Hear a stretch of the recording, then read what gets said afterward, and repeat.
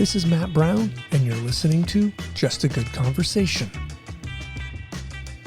For over 20 years, I witnessed a Hall of Fame baseball coach put on an exhibition of masterful leadership and the development of players and coaches. For 11 of those years at Cal State Fullerton, I had a front row seat watching George Horton work his magic in college baseball. I started having bouts of anxiety when I first started being a head coach, 1985. And I was hyperventilating so bad that I thought I was having a heart attack. And it was real. I'd be driving down the road and feeling like I couldn't breathe, having to pull off to the side. It was a deal of breathing in a bag. That helped sometimes. But it was uncontrollable because I was drinking water through a fire hose. I'm Matt Brown, host of Just a Good Conversation. Take a listen to our archives. My guests have ranged from business owners, college professors, fashion designers, and male model turned photographer, Chris Douglas. With the cowboys, with the Navy SEALs, with the fishermen, with the hunters, whoever the people, the real people that I'm working with, I can say, look at that tree, look at that overhead, look at that horse, look at that cow, look at that, and I get there, I'm looking at them from the way that I'm seeing it on the page. I call it editing, like I'm editing as I'm shooting. The rest of my conversation with Chris can be found on our archives at justagoodconversation.com. Let's take a quick break for a sponsor before diving into my conversation with Hall of Fame baseball coach George Horton. Maine Farmhouse Brands was started by Dan McCool, a healthcare professional. His goal was to make premium soap. Most people may not realize how important the right soap is for their health and the difference between soap and detergent. Soap is made from natural ingredients like animal and plant fats, whereas detergent is made from synthetic, often harsh chemicals, even fossil fuels like petroleum. Maine Farmhouse Brands makes their own soap with natural ingredients, free from harsh chemicals. So if you want to keep your skin healthy and clean, I would recommend using Maine Farmhouse Brand soap instead of detergent. You can find their body wash, shave soaps, laundry soap, and beard oils, and more at mainfarmhousebrands.com. I'm sitting down with one of my favorite coaches and dear favorite subjects to ever photograph. George, how are you? I'm great, Matt. Thanks for the compliment. I always loved being around you and photographing. You were so much fun during our time at Fullerton. You probably had a lot of jobs to Photoshop my chins out and make me look younger and take the wrinkles out. And then if I was mouthing a cuss word, you could change that. You were my idol. It was the constant evolving between uniforms and shapes and hip waddles and everything that was going on in your life through those 20 years. It was made so much. And you are one of my most photogenic subjects of coaches I've ever had. Wow. Never heard that. Yeah, like you made good photos. Wow. And let's just take the 2004 out because that was too easy. That's, when you're winning, everybody's happy. One of my favorite photos of you is you're beating the hell out of, I think, Santa Barbara or somebody, but there was a called strike 3, of course, you don't like, and you come out and you get on an umpire and you're showing him how close it was to the plate and you're doing this, and obviously there's a podcast, so you can't see him showing about 2 inches, but you're down at his waist. So it's very subjective of what you're kind of showing him. And it actually won a photo contest. And it's one of my favorite photos of you. Oh, wow. And that must have been before you could argue balls and strikes, and they put a 4-page thing in the rule book about egregious things you could not do to umpires. And they have the ultimate authority now. So it keeps us argumentative coaches in line and in the dugout where we belong. Exactly.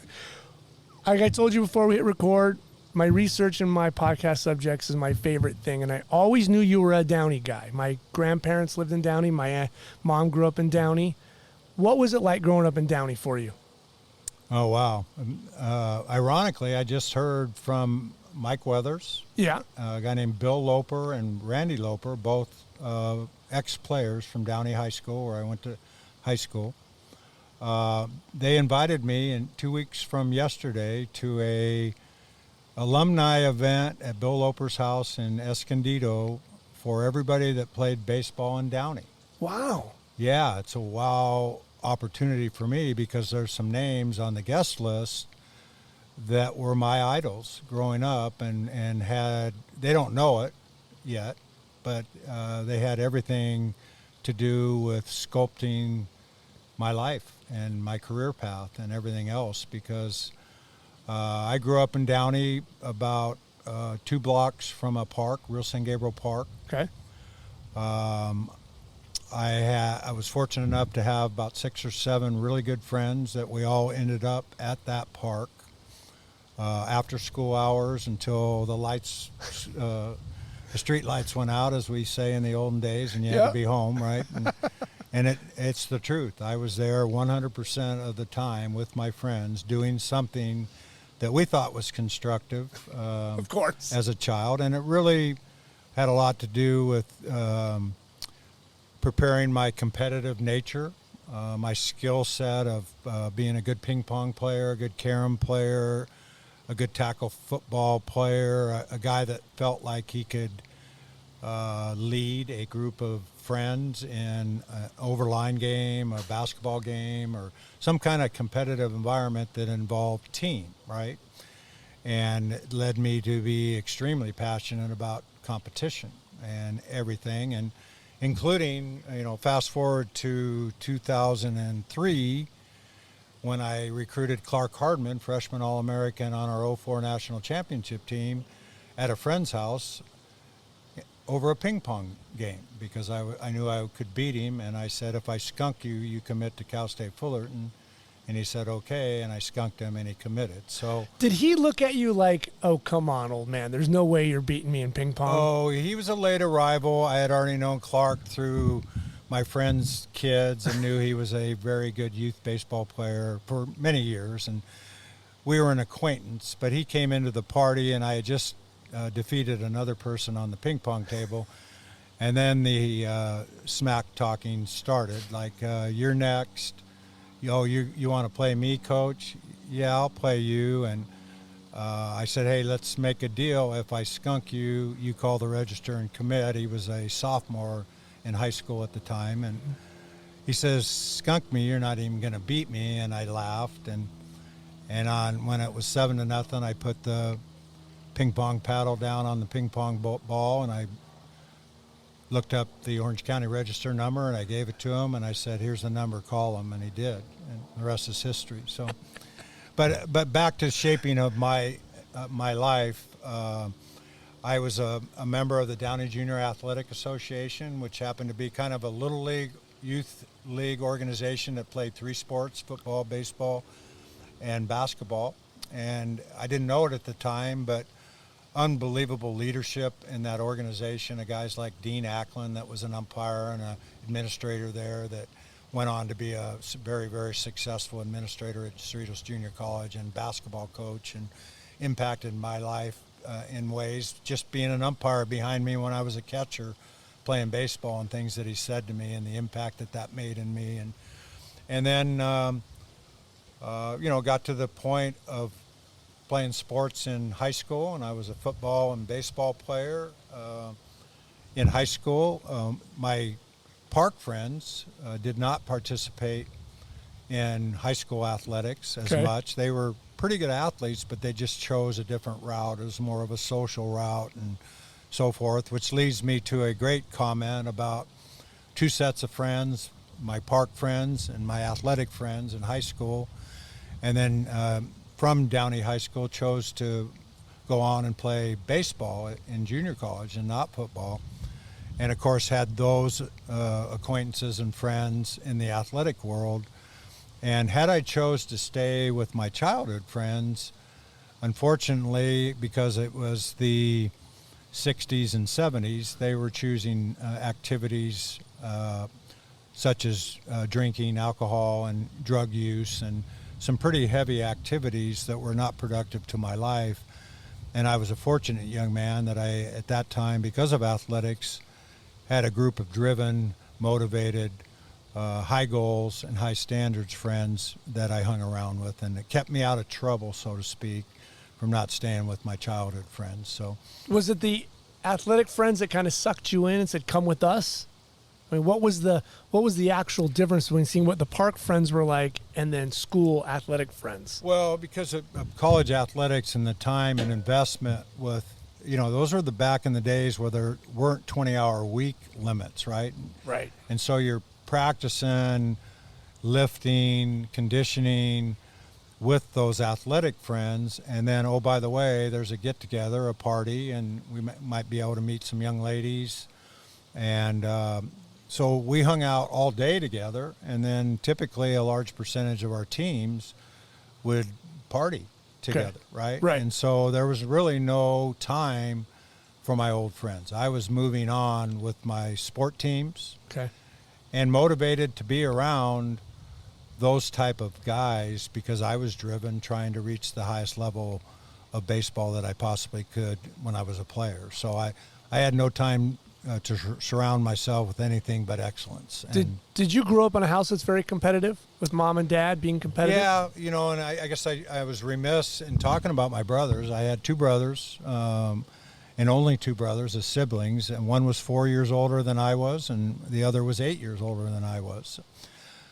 Funny influence that they had on me as it applied to my career and the sport that I chose. Everything that I do in my life is right-handed. I throw a football right-handed, I write right-handed, I kick a ball right-handed. I do everything right-handed except for one thing, and that's throw a baseball and swing a bat. And that's because my brother that was 8 years older than me was left-handed. So when I was 2 years old, and we have 8mm film to prove this, I'd have a uniform on, and I'd put his glove on and hit like him because he was my oldest brother. And so I developed my baseball skills as a left-hander. And I can throw a football left-handed, but it doesn't spiral. I don't have the feel. I can throw a baseball right-handed, but I don't have the feel. So anything that I can hold in my hand, like a rock, a golf ball, a baseball, I will throw with my left hand.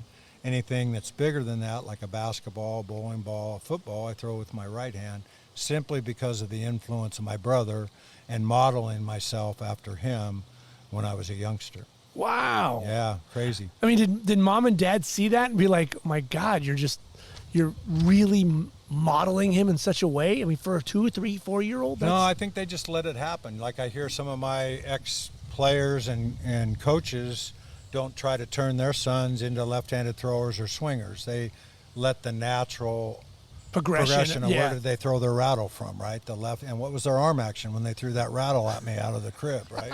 It all starts back then if you're a baseball dad. Yeah, right. You're looking and you're training and you're watching. And no, I think the thing that my parents were all in on, and I love them for it, they were all in on participation. They sacrificed so much of their personal time to drive me to my practices, drive me to my games. I'm blessed nowadays to live with my oldest daughter and her family and watch that machine that they are with 6 children and go into practices and 6 soccer games and baseball games and softball games and blah, blah, blah. It's a thing of beauty to watch them execute that. And now, since I'm retired, I'm able to help them transport the kids. And I was blessed like that it was one working parent. So my mom did not work. She was a stay-at-home mom. And she was totally invested in us and would drive us to the beach or anywhere we wanted to go to have fun at the spur of the moment. That's what her role was. And that's a very difficult job, as I've learned to find out in adulthood, of being a stay-at-home mom. I always took that for granted until I got my chance to be Francie had to work or whatever. Right. And I got my chance to watch the kids I used to think, what'd you do all day after I got home from work? And then you get your chance to change diapers and feed them and be at their beck and call. And you realize Francie's job as a stay-at-home mom is a lot more difficult than mine to get to go to coach a baseball team, for crying out loud. Your mom was completely underpaid, and so was your wife. All in. And they were the nicest, most... We didn't have great resources or a whole lot of money. We lived in an upper middle-class city called Downey. Mm-hmm. But there wasn't one Christmas that I didn't get my first choice from a Christmas gift from Santa, right? Right. They made do it was for whatever there. was necessary, right? And And I would share this.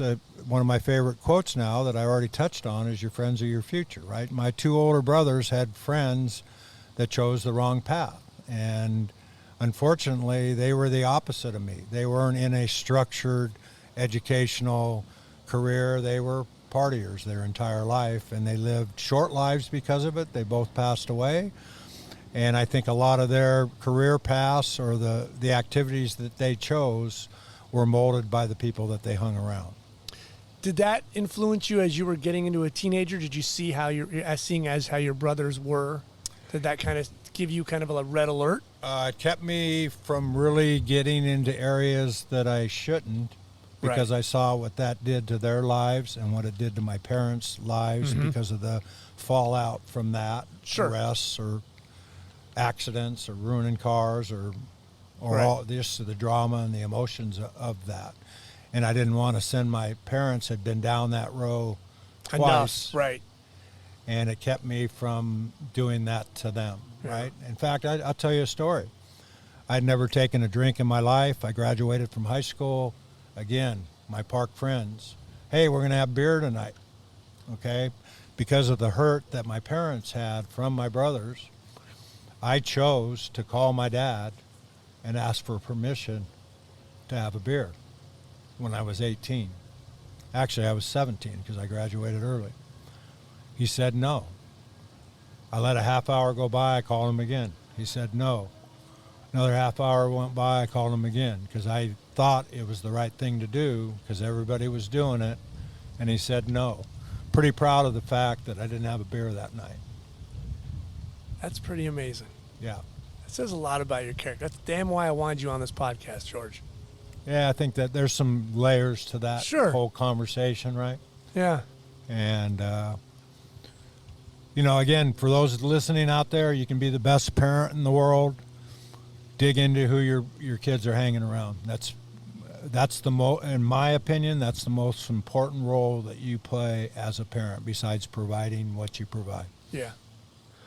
When did you start to feel baseball was a love? When did you start to feel like was it high school where you're like, okay, I think this is going to be a path for me? Funny thing is, I've been heavy my whole life. I've had weight problems my whole life. I found out that I had a food allergy when I was a kid, and my mom Really? Oh yeah, my mom overcompensated when I was an infant and fed me as much of whatever I could eat that didn't give me allergies. And that's the way she rolled. That's the way she rolled with everybody. Are you hungry? Do you need this? And it was the protein era, right? And so I ate as much cheese as anybody I've ever known, and I'm a cheeseaholic today, and I'm proud of it. I probably have 17 different types of cheese in the refrigerator, and obviously we know that there's a lot of fat content in cheese, and there's protein, and that was, back then, the fat that you... a good diet was high in protein and low in fat, right? And so I had weight problems my whole life, and I actually ate myself out of competition. What I mean by that is I got so heavy in junior high school that I became not a very competitive athlete. Okay. Okay, so my highly trained skills that I talked about at developing, because back to my brothers were mean and competitive and never let me win. Okay? So I think back, going through that was difficult because I had to get good at whatever it was to ever compete with them and beat them. That helped me later in life because that's the way life is. You better prepare yourself for life. You better prepare yourself for your career. You better prepare yourself for your exams. And then you have a chance to be successful. And that's the way I raised my kids, to a fault probably. But they needed to get good to find all the Easter eggs. Right, yeah. They needed to get good to beat me at checkers. They needed to get good to beat me at chess, whatever it was we were competing with. And I know there's that mindset that they have to win sometimes. And Francie would say, oh, George, can't you let them win?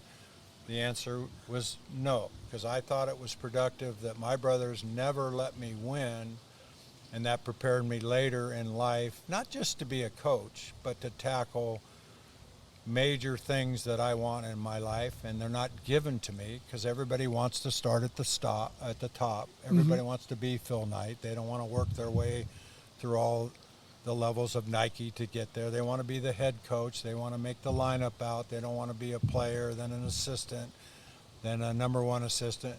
They want it now. And that, if there's any complaint to the modern generation, would be lack of patience, because their whole life has been, they don't have to wait for mail. They don't have to wait for an electronic message. They can go to their phone right away and get information. And so there's that hierarchy of earning your way up the ladder, and that made me a better cribbage player, a ping pong player. It made me everything in my life, so that when I got old enough to have the physicalness to compete with my brothers, then I could win, because I had the mindset necessary to win. Yeah. So, I mean, that's what happens. You get forged, right? They didn't give you the easy track. You had to work hard at it. That's right. And I think people ask for things and are given it nowadays instead of earning it the old-fashioned way. Right. And the core values of hard work and what it does for you and understanding, I think we all hang our hat on everybody's has an opinion, and there's a lot of disagreement to people's opinions. There's room for everybody. There's room for my brothers being different than I, and we still love each other and work towards a common goal. My friends, 2 sets of friends, were wired different. That doesn't make them, they're still friends. They're just not people I choose to hang around with because they don't have the same common goals that I have. Right. So at high school, did you kind of get your weight under control, or did you get a growth spurt? I got lost in the story. In junior high, I quit baseball as much as I loved the sport, and I quit all of athletics. And I remember it very vividly. There's a leadership guy, again, impactful guys that inspire your life along the way with one simple statement that they make. Young people tend to hang on to that, whether it's a motivational statement or derogatory statement, or a, hey, you need to fix this statement. You have a choice of how to react to that statement. And this particular Phil Meyer saw my skills and highly encouraged me to start participating again. And lo and behold, I started to be successful. He gave me the confidence pill, that sugar pill, and that transformed into re-involving myself in high school, and it motivated me to a level to lose 50 pounds in 2.5 months to get my weight down to play football. Wow. Yeah. And then all of a sudden my baseball skills came back. I enjoyed football again. I actually grew up more intrigued with the head coach's responsibility. I like to say I was a quarterback trapped in a lineman's body because I got to play quarterback at the park.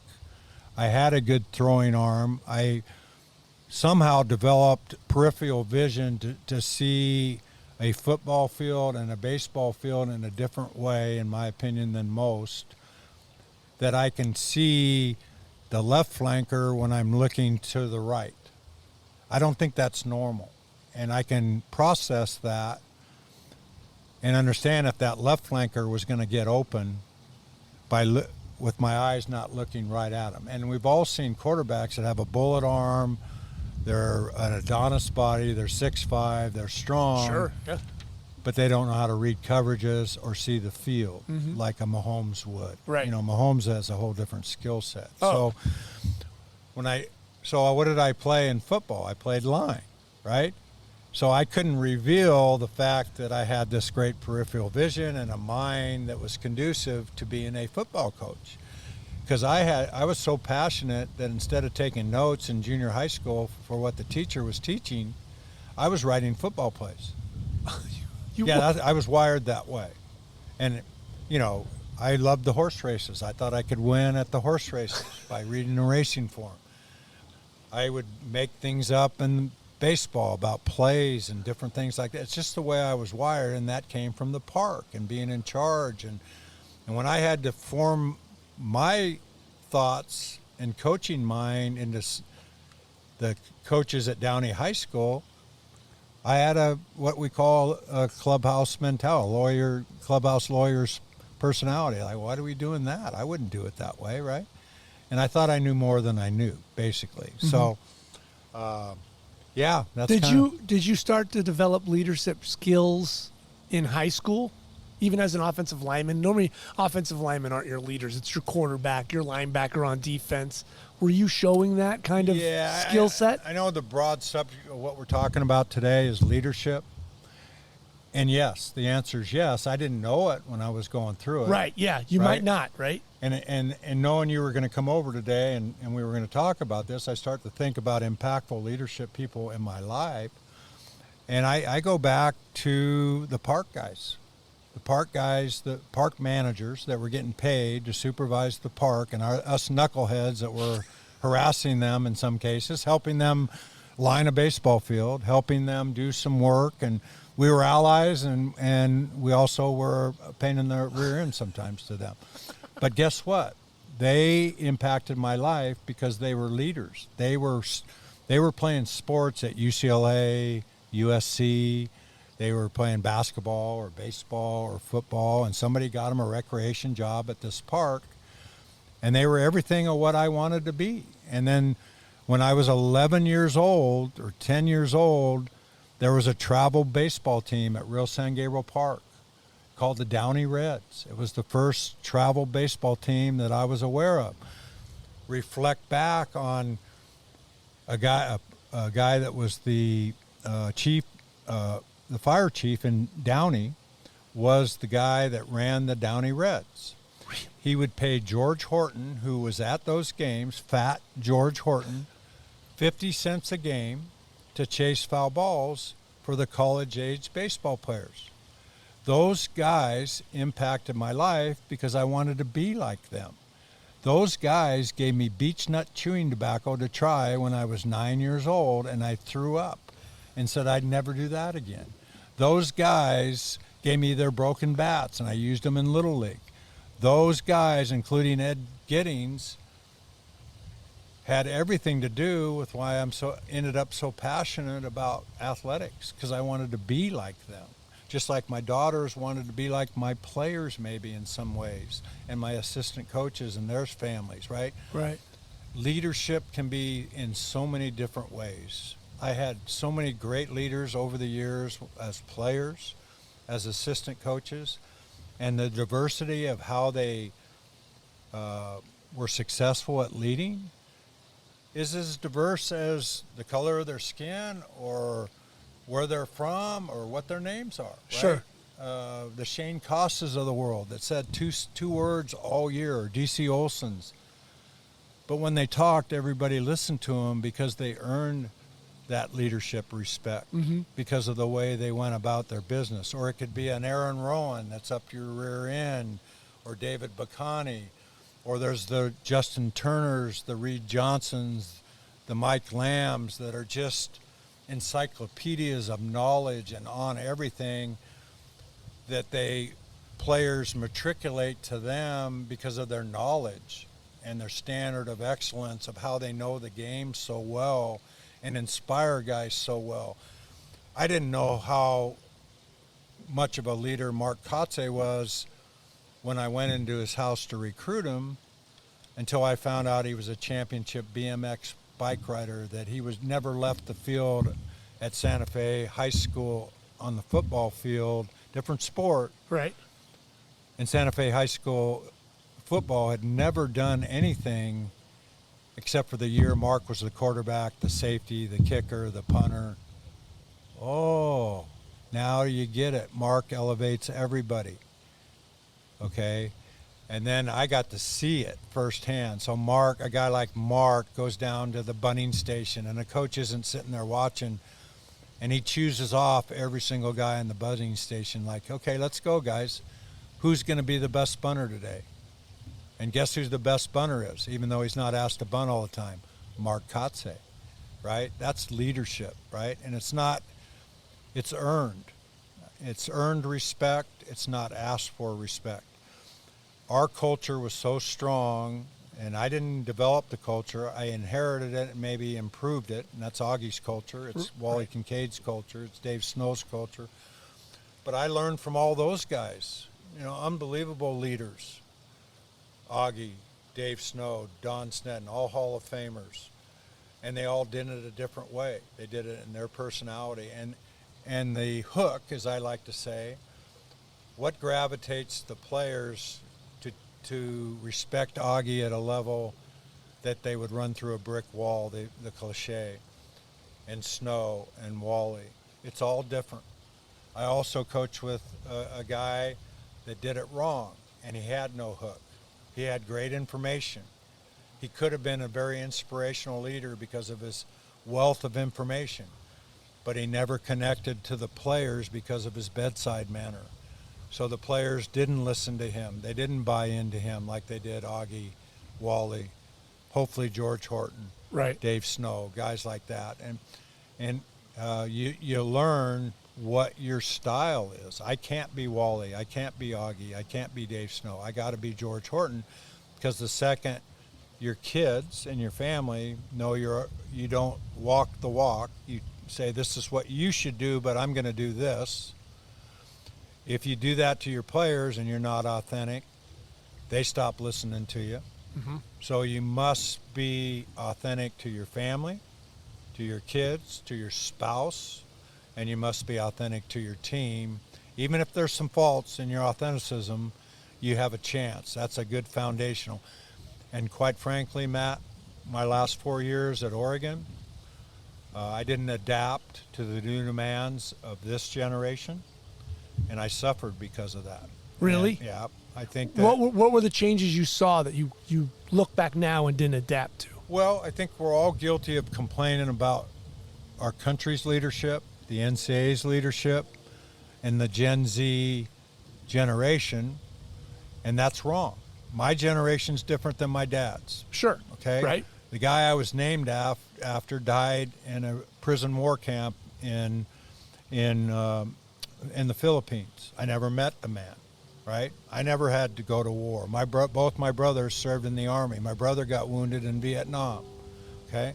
I'm different than even their generation because I never had to fight in a war. Mm-hmm. That's different. So I think not the millennials are so busy complaining about the Gen Zs, right, that we have to figure out how to work with and adapt, right? How do we, it's okay that they're different. Like I said, every generation's different. So in simplest terms, I think athletics more from a coach having the highest level of respect, having a body of work that's extremely successful.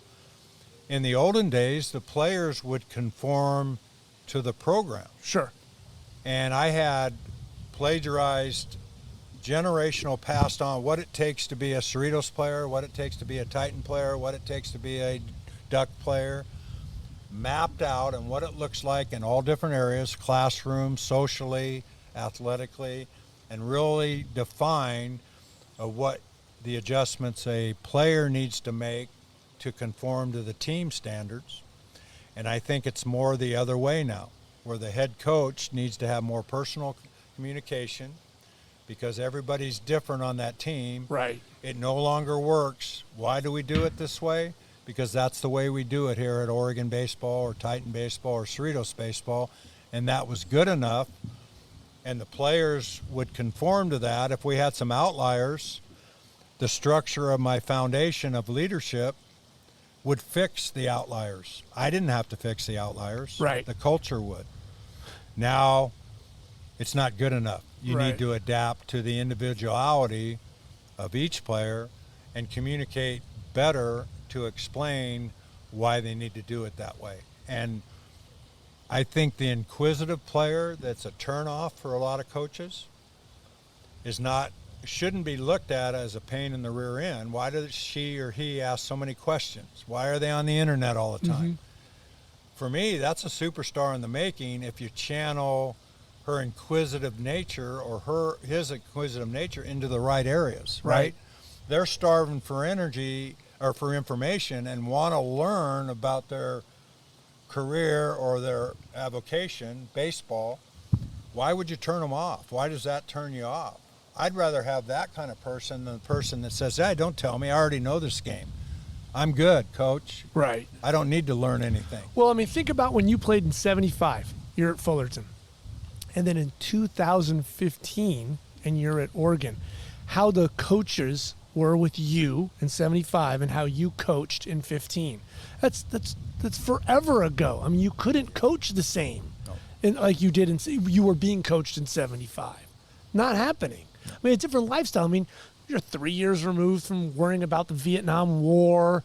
I mean, now in 2015, it's a totally different time. You got a phone. You have the information at your fingertips. You know what everybody else in the country is doing. When you were in 75, you had no idea what Miami was doing or what, Michigan, anybody else. You were just a kid in Fullerton just trying to survive at a baseball field. But in 2015, all those kids on that team knew what everybody else in the country was doing, and they had a voice. They had a Twitter or Instagram. They had a voice. At 75, you were just George. Yep. we actually morphed. This is Jim Ratcliffe, world famous strength coach and motivator at Oregon. Very well known up in the Northwest in a lot of different areas, and coached world class decathletes and everything else. Mm-hmm.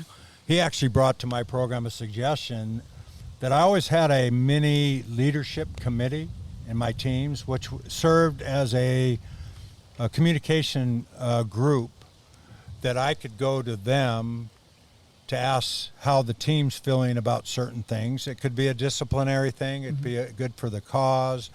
It usually was a group of four or five young men that were upperclassmen. Okay. Know what the demands of the program are, what I want in the program. So they were handpicked, and they earned that based on behavioral things.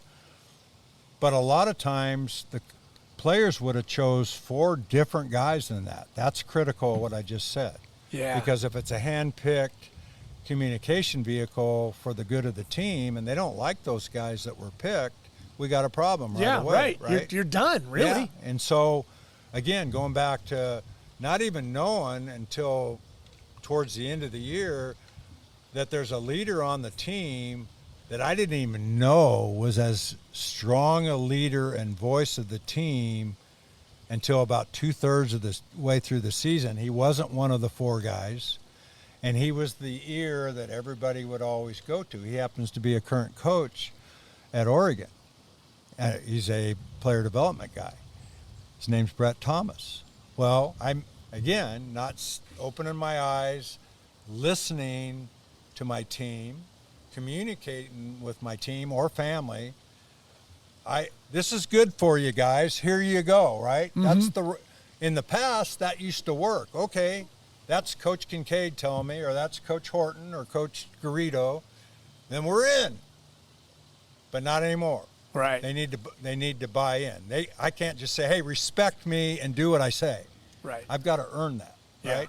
And there's an old saying that players don't care what you know until they get to know you. Sure. Right. And I probably became a nicer, more relationship type of guy at Oregon, but I didn't get the hook that I had my whole career because I got fat. I became more of an administrative figurehead head coach, Bear Bryant up in the tower, where it wasn't the hands-on, hitting fungos, throwing BP, in the cages, blood, sweat, and tears, kind of baseball coach first that I always was. How did that slip away from you? Was it one of those things where, as a leadership, did you kind of give responsibility and it just kind of gradually happened? Age. Okay. I got fat. Okay. I didn't have the same set of energy to do what I did. Right.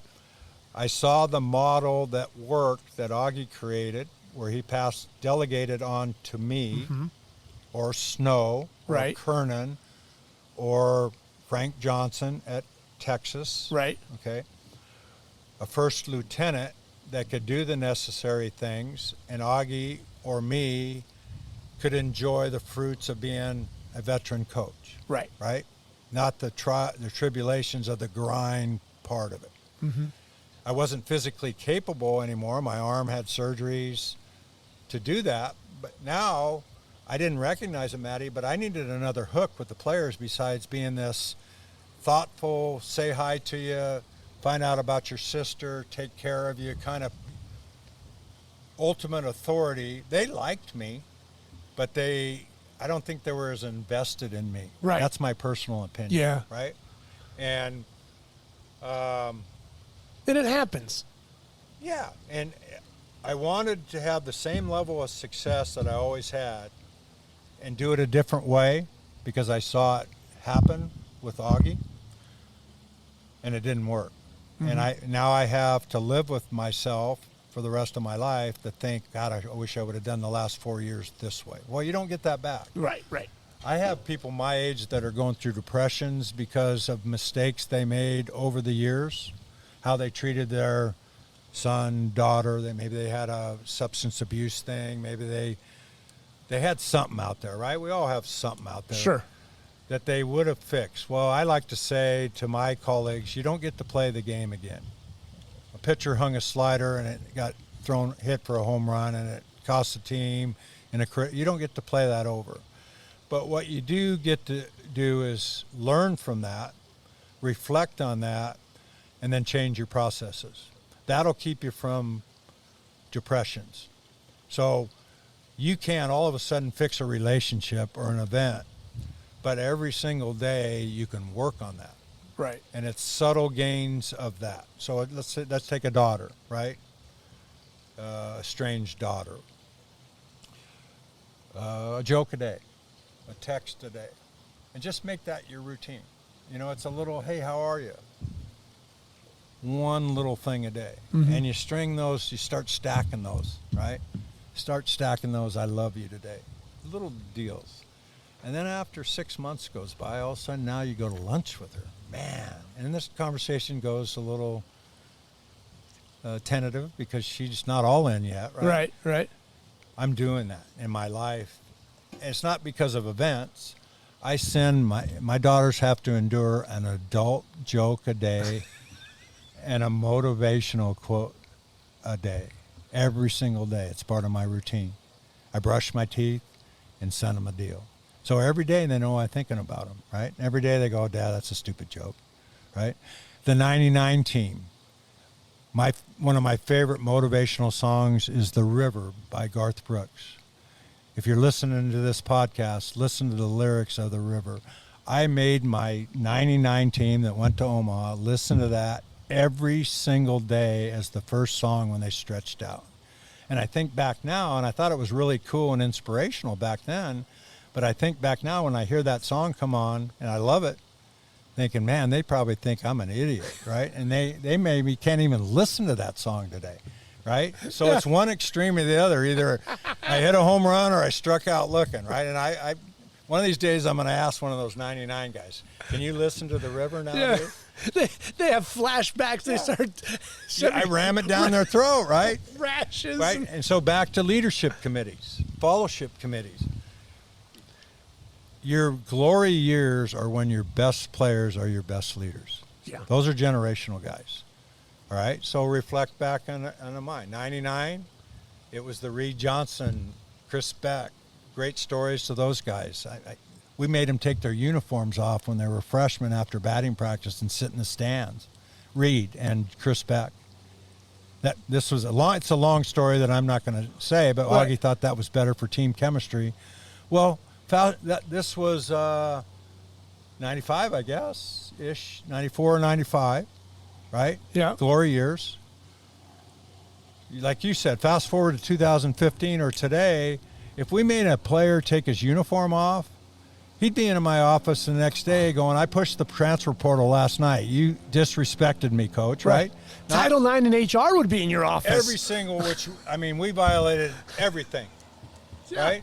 Yeah. But again, back then, a guy would do anything to play for Augie and be a Titan. Oh, yeah. And Reed was one of those guys. Mike Lamb was one of those guys, right? They just happened to have long major league careers, too. Sure. But they started out as, I'm going to use a bad term here, whale shit. You know what whale shit is? No. It's the lowest form of feces on the face of the earth because the whale shits and it goes all the way to the depths of the ocean. That's the lowest you can ever be is whale shit. right? And that's what Reed was.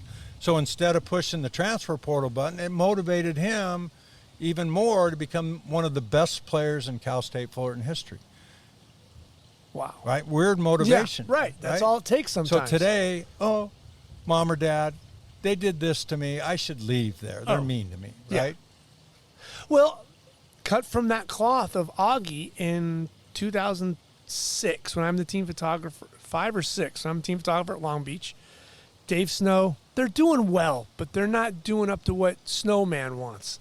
We're doing the team photo, and he makes them take off their 49er hats, and he puts them in a bag. And, you know, those guys had, every baseball player, they had motivational stuff. Everybody's got Omaha, they have things. He came out with just old elastic band black hats from Big 5 and made them wear them. They took their team photo without their LB on their cap. And it looked like every one of those kids came back from their parents' funeral.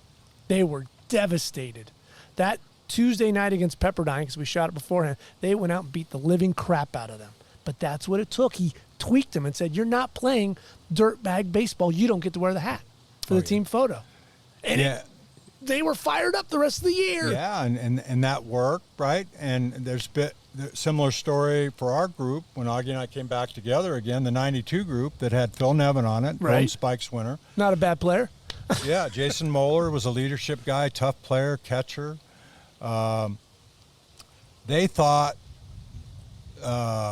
they should be sitting in the head coach's chair, right? It was a dysfunctional team. We had very opinionated, strong-minded, unbelievable players, and they fought, and they could lose to anybody in the country or beat anybody in the country. But it was so Jekyll and Hyde the whole year. So now fast forward to a series at New Mexico State where we lose on a Sunday to get beat by New Mexico State, a very below-average team. Sure. And Augie snapped. And this is about 2 weeks before playoffs. He did a similar thing that Snow did. He told the players, the facility's closed. You guys, until you figure out how to be a team and work with one another, we're taking the field away from you. You don't get to practice. I don't want to see one of you in a Fullerton thing, and you don't get to use this field. When, you know, he had Nevin and Moeller and the leader guys. When you guys figure that out, send Moeller and Nevin to me, and we'll let you practice again. And that's the team that they fixed that, and then they played for the national championship and lost 3-2. Yeah. Right? And, you know, like now a lot of schools are passing out white T-shirts in fall ball, and they have to earn it. Oregon or whatever, they have to earn the Ducks or the real – wear the uni. Yeah, the real swag, right? You earn the stuff instead of here. And that was something inherently that I had to overcome in the culture in Oregon because we were the haves, right? I hated this. At Fullerton, we were always David, right? We didn't have this. We had to compete against Goliath, the Texases, the Florida States, the SC. Back in my deal, we were David versus Goliath. And I hated the fact that all of a sudden now Oregon was the haves competing against Oregon State, and Oregon State was more like Titan baseball. Right. Coach Casey had done a tremendous job of overcoming all kinds of his they were the only good sport there, really nationally prominent. Yep. They didn't have the greatest facility, and now all of a sudden Phil and Pat decide they're going to bring baseball to Oregon. We had 6 sets of uniforms and the Taj Mahal, and we had everything, right? I hated the fact that now I'm coaching Texas, right, ish, the halves against David. Role reversal, right? And quite frankly, Matty, a lot of the guys in the early years came to Oregon because we had the best stuff. We had the best academic building. We had the best uniforms. It was going to be easy to play there because we were a brand new program. So we were getting guys for the wrong reason.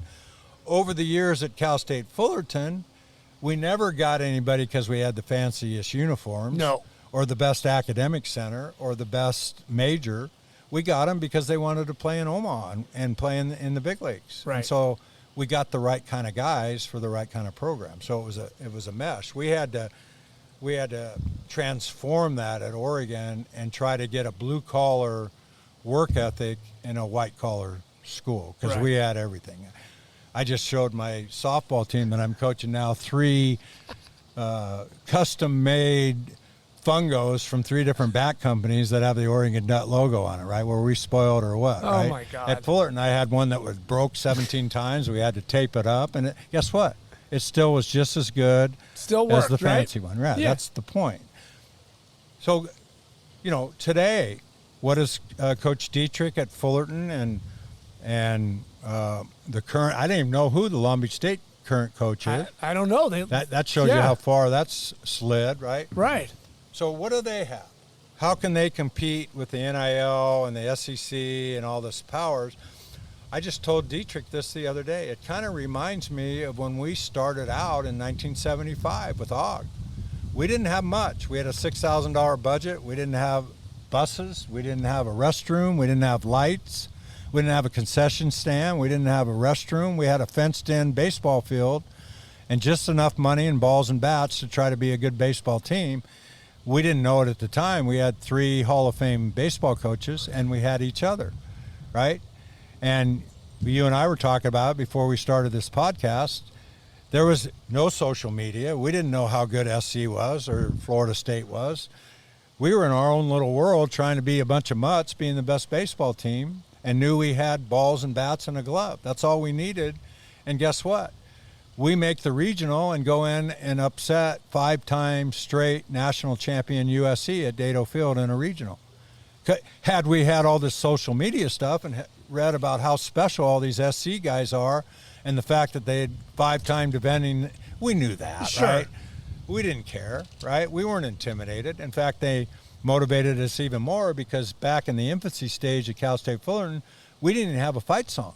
And so when the SC had an organist in their brand new shiny facility, and when she asked Augie, what's your fight song, and we didn't have one, she chose the SC manner to heckle us and say, when we took infield, she played It's a Small World After All, because we were all a bunch of midgets. I was the biggest guy in the infield at 5'9". Well, we were more motivated to kick their rear ends, right? And we didn't kick their rear ends, but we beat them. What you right? won, yeah. So back then mirrors what's out there now. Insurmountable odds for a Cal State Fullerton to play the SEC pro teams is really what they are. They're pro teams now. Can that ever be accomplished? It would take a perfect storm for me, but they still have what we had. They have area, Orange County. They've got tradition. We didn't have tradition. They've got great baseball coaches, and they've got culture. It is possible. Man, highly unlikely, but it's worth working for, and it's possible. When you're in high school, your junior, senior year, did you feel like in baseball, did you feel like you were a leader? Did you lead the team? Were you a captain? Kind of diverted. Well, no, but I was a catcher. Okay, because that's why I asked. I knew you were a catcher.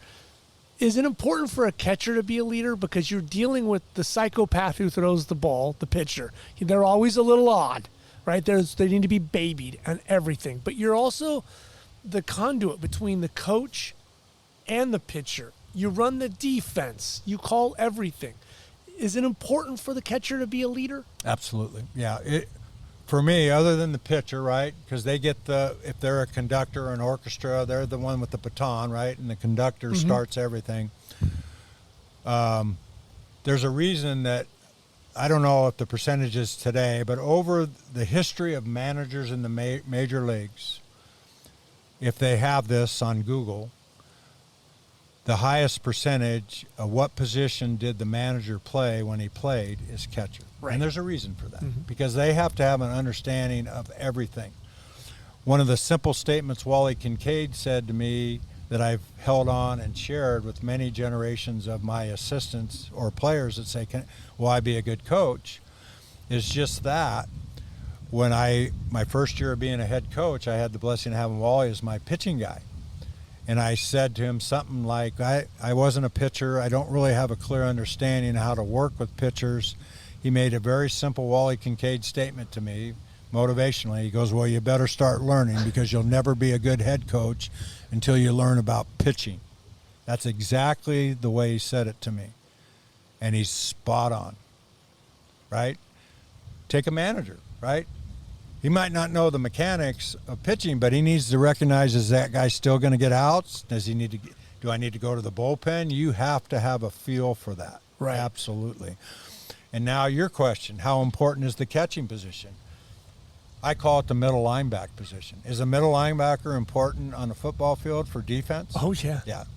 It's even more than that for a baseball or softball team, because the catcher not only has everything in front of him for bunt play calls, alignments, getting the cutoff people in line, right? Calling the play first, second, 4. But the most important thing they do is catch every pitch to try to get every strike, right? And there's an art to that, right? I think the most valuable catchers aren't the throwers and hitters. They're receivers that can steal strikes. In other words, a pitch caught a certain way is going to be called a ball. If you catch it a proper way, it's called a strike. Right. That's a big deal, right? How they block, big deal. That saves bases, keeps double plays in order. But you said it, Matty, how they interact with the pitcher and getting the most out of the pitcher, because I think a good catcher can turn an average pitcher into an above-average pitcher, and a bad catcher can turn an above-average pitcher into an average pitcher. So it goes both ways. There's great examples of that at the major league level of why are guys getting to catch when they're hitting 200 because of the defensive effort. Right. Adley Rutschman, the Oriole guy who played at the Beavers, I hate to say that because they're the enemy, is a generational player that will be if he stays healthy, he'll be the all-star catcher for the next 10 years. There's a dirtbag managing that team. There's a bunch of good players on that team. The single most important reason for them being relevant now is Adley Rutschman in the catching position, because of what he does he's Mark Kotze at the catching position. Wow.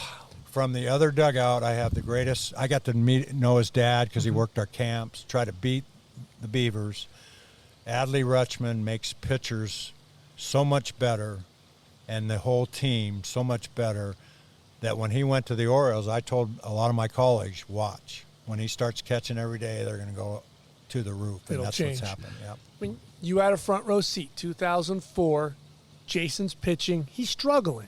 Right? He's openly admitted he didn't have his pitch. People forget, and maybe you know this, but I had this conversation with Ryan Ermeling that night after all the celebrations and stuff, that his butt was saved by the catcher that day. He pulled him together. Like, people forget that. If you watched it, every time he walks out, Suzuki walks up, hits him on the chest, pulls him aside. He would calm him down. He was you out there, or Dave. Even when he got the out and they're walking together, going to the dugout, he's talking to him. Suzuki, and he was struggling hitting, but he won that game. And people always, he goes a complete game. Jason was unbelievable. Suzuki was unbelievable behind the dish that day.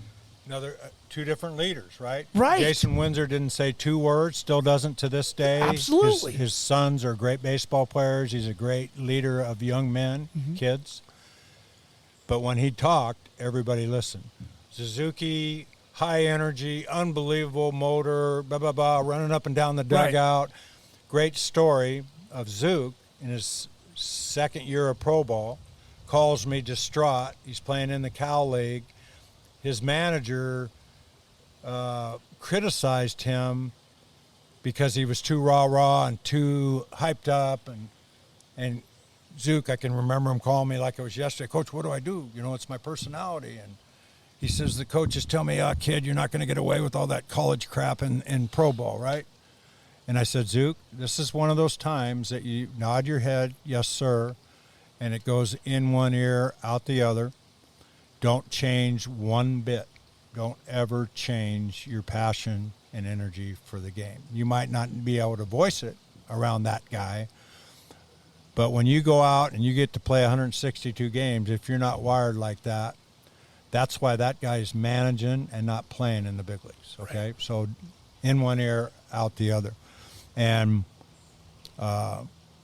Zook caught 18 years, and you don't have that without the motivation and the motor and all that. Right. And him and Piloteri were the backbone of that team, and they're, and then you got Windsor's personality, right? Don't say two words. This John Wayne, that's the way I would call him. There's John Wayne standing on the rubber ready to deliver a pitch, right, or pull his gun out. That's the way Jason pitched, right?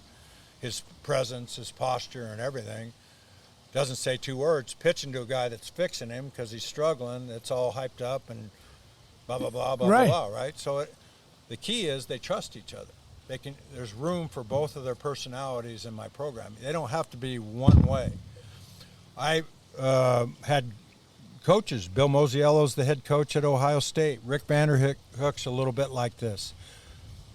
Jay Ullman's a little bit like this. They've got to be a certain way, try to mold them, cookie cut their personality or whatever. And if they're not the way they want them, they don't like them. Well, I've never been that way. I've always been smart enough, again, because of my path and growing up, to learn there's a lot of different ways to accomplish the same thing, right? So I always tried to be patient with a guy being a little left-handed, right, wearing his hat crooked. And I tried to listen to my guys. Here's a good 04 team, Jason Windsor. This is a great, long, listen to your team story about leadership, right? So the 04 year, we were awful in the preseason. Right.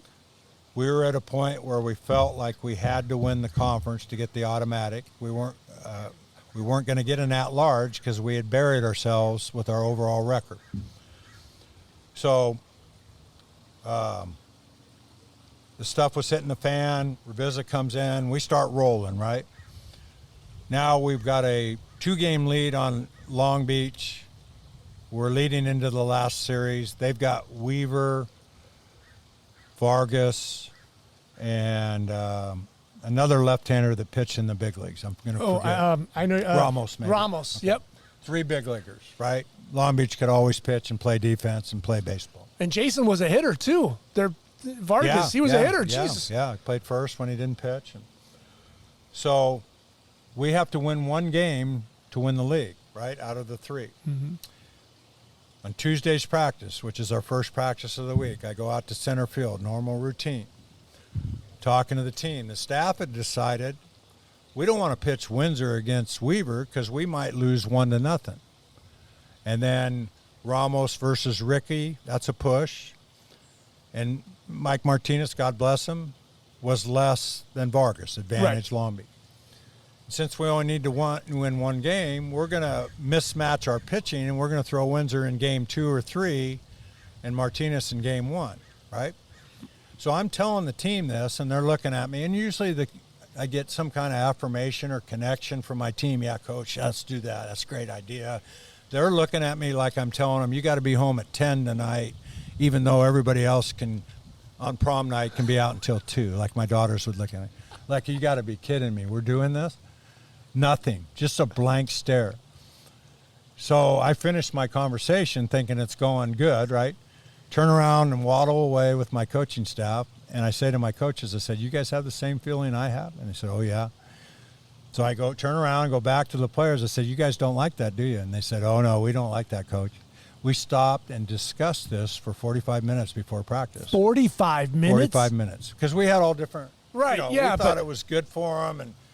And ultimately, it was them that were courageous enough. And this is, again, you're the right leader if your kids, your assistants, you're the CEO, your lieutenants out there, if they have the courage to disagree with you respectfully, you've reached the right level of leadership. If it's just a dictatorship and, hey, don't talk to me, I don't want to listen to you, that's not leadership, right?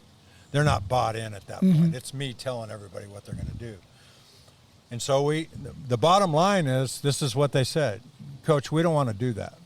We're Cal State Fullerton. We've never mismatched our pitching against anybody. If we're not good enough to go our 1-2-3 against their 1-2-3 and win one game, we don't deserve to go to the playoffs, and we're okay with that. And I said, okay. So we went Windsor versus Weaver. Fast forward to top of the ninth at Blair Field. Guess what the score is? 2 outs, nobody on, top of the ninth. We're down 1-0. And I'm thinking, I let these guys talk me out of this. What stupid coach. I should have told them what's good for them. Brett Pill hits a butt-out double to left center. Ronnie Prettyman ties the game with a base hit. We win the game in 10. We sweep them. And now we go from feeling kind of invincible to really invincible. And then now, fast forward to now we have to beat Augie Garrido in Texas and J.P. Howell in the Natty series. Had we mismatched our pitching, I don't think we're mentally at the same place of bring it, dude. Let's go. It's Augie and Texas. And did you go to bed that night second guessing yourself? No. What did you say? No. I think the kids are crazy. Because it's tough, right? You mean no, because if it was that strong a second guess, I wouldn't have let them talk me out of it, right? Because there is that parenting thing, sure, or head coaching thing.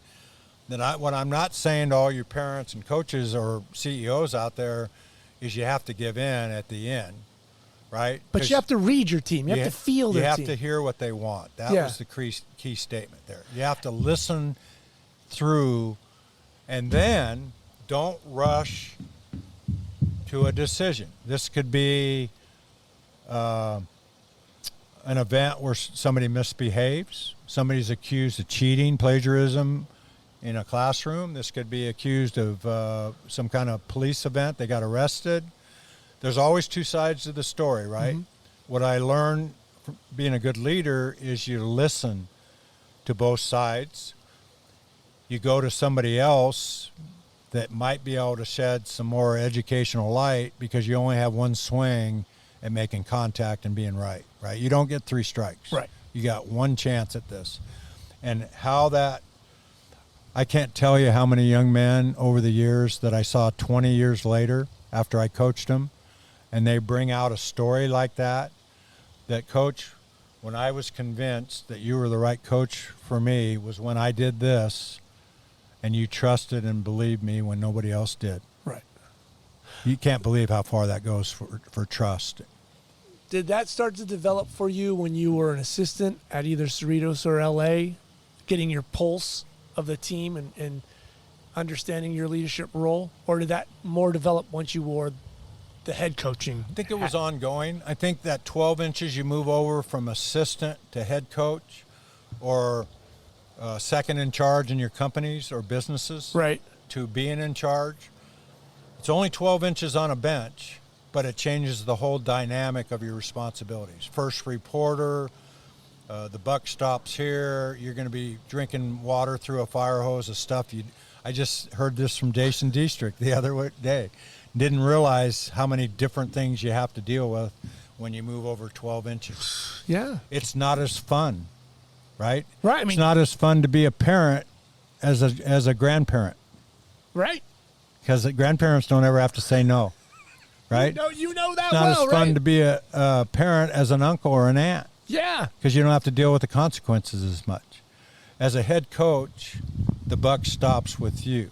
I had a lot more fun as an assistant coach and got to know the players intimately better as an assistant than I was a head coach. Because there's always that curtain, always that thing that someday I might have to punish them or sit them on the bench. Mike Greenlee said you were unbelievable as an assistant coach. He loved you to death. You were fantastic. Great.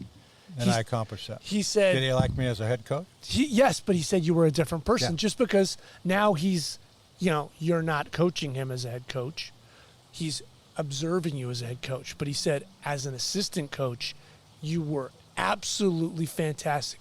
You were patient. You listened.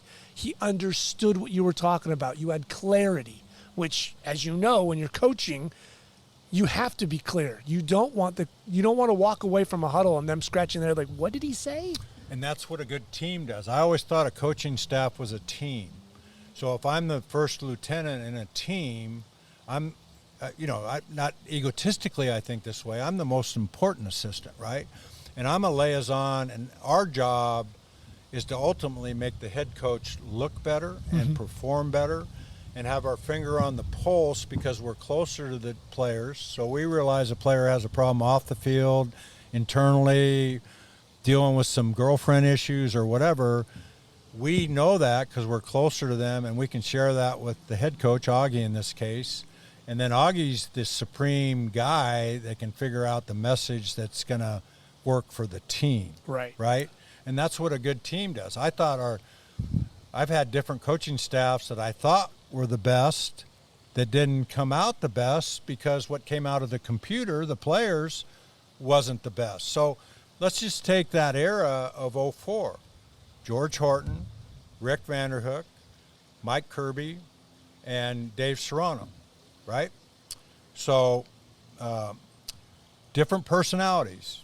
Dave created a subculture in the pitching staff that he was my player, so it was a version of mine that he took off on, and I loved the pitching culture. The outfielders had a different culture because Coach Vanderhook was up your rear end every minute of every day. Right. And that was his version of making everybody the best. That was his tough love. And it took a while for players to realize how much Rick loved them when he was yelling at them all the time. Right. But once they figure that out, there's no more productive coach ever at Cal State Fullerton than Rick Vanderhook. He's got a real rough side to him. But all the people I ever coach with, he's maybe the most loyal out of everybody. And that would trick a lot of people out there because of his rough edge and way he talks. Kirby was a player's coach, right? He was had a different language and run a check and hang out and blah, blah, blah. But it worked, right? It was different voices. And I always felt like in our offices, we'd have some knockdown, drag-out disagreements. But once we came out of the office, it was one voice and one message, and there was no deviance. There wasn't any coach going behind my back saying, coach is saying this, but he's full of crap. Do this, and I got you. And it was one voice. And I think that's important for companies. Right. Did you want your coaches not to necessarily disagree with you, but to give you a different point of view? Say, no, George, I think we do this, we shift, we do that, right? Because you don't want a bunch of yes men. Yes, and if I was sitting around that same group, Rick would be, I'd say fair to say, most frequently had a different opinion about how to do things. Okay. Sometimes he would elaborate and go on, and it'd be argumentative. And there were some times where I'd have to say to Rick, that's enough, Rick. I'm going to settle this argument. Here's what we're going to do.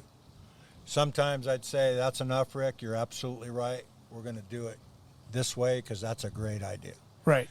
Dave Serrano and Mike were more yes, coach. Not yes, coach guys. I didn't want any of those guys. But they were more farsighted. In other words, it wasn't fix something. It was ideas that we could take our product and make it better. Better mousetrap. Right. Better way to do a drill. Better way to communicate with the guys. And Dave, to this day, Serrano is a visionary. Oh, he is. Big like that, yeah. Rick's more of a taskmaster. Curb was more of a player's guy, taskmaster. George Horton, more of a detailed organizational taskmaster. Serrano, a visionary. Really has a good feel for that. When you go from L.A., West L.A., to Cerritos, and you come your first head coaching job, and you have to do that first couple of weeks of practice, and you're the head coach, and now everybody looks at you to lead. Was that something you felt you were ready for? I mean, you could be the assistant coach and lead practices all you want, but once you're in the game, do you think you were ready to lead, or did you felt like, I needed some games under my belt first? No, this is going to sound like I'm overconfident and full of myself the way I describe this answer, right? Because when I came to Fullerton from Cerritos, I was the head coach there, ran everything, felt like I was pretty competent as a head coach and an organizational guy, and had played at Fullerton. And now Augie comes back from Illinois. Augie says, okay, you're going to do everything. You're going to run the offense. You're going to run the defense. I'm going to be the head coach, but you're going to be the associate head coach. And And basically, you're going to run everything for a couple years, then I'm going to retire, and it'll be your program, right? And that's the way it was structured. He got to talk first, and he was the head coach, and I have no illusions of whose team it was and who deserves the credit, none of that. But I did everything a head coach does except for get the microphone when it was the head coach's. In other words, I did all the recruiting with Hookie and Kirby. Every once in a while, we'd bring Augie in to talk to the Alex Rodriguez's of the world and those kind of guys. But I did the grunt work and evaluation, and Augie would talk to him on campus, and he was excellent at that. Nobody better than Augie at selling. This sounds bad, but selling a product. Sure. Right? A very good product. But Augie was as articulate as anybody I've ever been around. He could really, really talk to anybody, the President of the United States or whatever. A janitor. Yeah, I don't want to be critical of janitors. No, but whatever, George Horton. A professor, whatever, right. Comfortable, and could get along with them. And, but because I had done everything for 6 years, right? Now Augie goes to Texas. I was actually offended that it took so darn long to name me as the head coach. And I think some of the players in this day and age, I think it took 6 months, Matt, that they had to go through the protocols, right? Post the job, interviews, we got to have a clean search, A committee. We got to have a committee and do all this, waste everybody's time. When in my little world, in my mind, and I think the organization's mind and Augie's mind, I was going to be the coach all along anyway, and I was ready. I mean, I'd been doing it without being called that for years. For 6 years, right? But Easterbrook was the AD at the time, and I'm like, come on, and I started to get, offended, right? Like, hey, I need a job, I have a family. And Did you think at any point to look elsewhere? No. Okay. I was a Titan, But at 6 months, you start to get a little hot under the collar and go, let's... I mean, I'll tell you what, they hang their hat on, even now we're going through it at Yorba Linda High School. Sammy needs a softball coach there. Apparently they've named somebody, but they won't tell us who it is because it hasn't gone to the board yet, right? To get that stamp of approval. I understand we can't mess it up, right, for whatever reason. But now at my age, I look at what they put me through. This is off the subject. Right. And then when I left to go to Oregon, this might be sour grapes for somebody. We were a week into school when I said yes to that job. And in my mind, there's nobody else could have been the head coach than Rick Vanderhook. And there was a method to my madness there, too, because he deserved to be the head coach.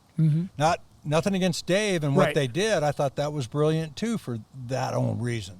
And I understand why they did that. But they named Dave in 1 week. He was the coach at Irvine.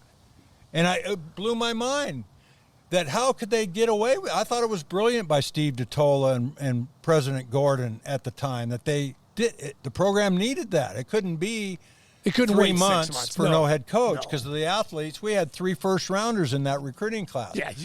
So, Christian Colon and Gary Brown and, what are they going to do? They're going to sit there going, well, I wonder if we're going to get a coach, So, anyway, that was a little bit irritating. Can you imagine pulling that today, waiting 5 months to get a coach? Players would riot and bail in a heartbeat. Yeah, and there's no way you could do that. No. And I get the state system, bureaucracy or whatever you want to say, but there has to be an emergency hire. Absolutely. And this wasn't an emergency. Everybody saw the writing on the wall. I think it would have shocked the whole Titan Nation had they chose somebody else. And I heard there were some pretty big names that tried to get the job. I'm sure. After the fact, right? And they probably would have done better than George Horton. But I felt like Dave Serrano getting the job, brilliant by them, face of the program. Rick got his shot, right? It broke his heart, broke my heart, right? At that particular time, George deserved to get the keys to the car and move over 12 inches. Even if I went down in flames, which I didn't, I deserved it, right? And I believed that. So, how were you developing coaches, right? Because you can bring in that volunteer assistant coach or that second coach. Did you work with them, or did you give them a chance maybe during fall ball to be a little bit more of the head coaching role or run a practice? I trusted my assistants with responsibilities and didn't ever try to show them up in front of the other players. Meaning, okay, Rick Vanderhook's running a bunting drill or whatever. He wouldn't be, but in our hierarchy. But Rick Vanderhook's running a first and third base running thing, and he says something incorrect. I will not show him up and correct him in front of the players. I'll make a note on my notes and get to him later, and the next day we'll fix that. I want my players to think of Rick Vanderhook as an equal. Mm-hmm. And this is an important part of my first meeting. I get parents out of the equation. I love parents, but I'm teaching them how to be their own men.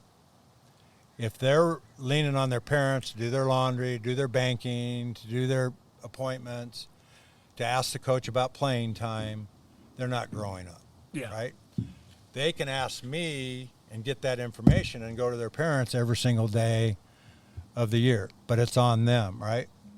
And so I am crystal clear that the head coach, me, and the guy that picks up the goose shit on the field, the lowest whale shit person in our organization, there is no respectful difference in any of us. Joe Camacho, the equipment guy, tends to be abused sometimes because he's busier than heck, and they don't respect him with the way they talk to him.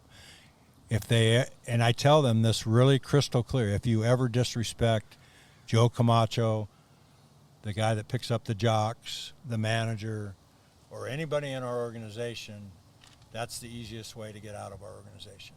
So clearly, in George Horton's culture, there's no class distinctions about respect. So when Rick has the microphone, he has all of our attention.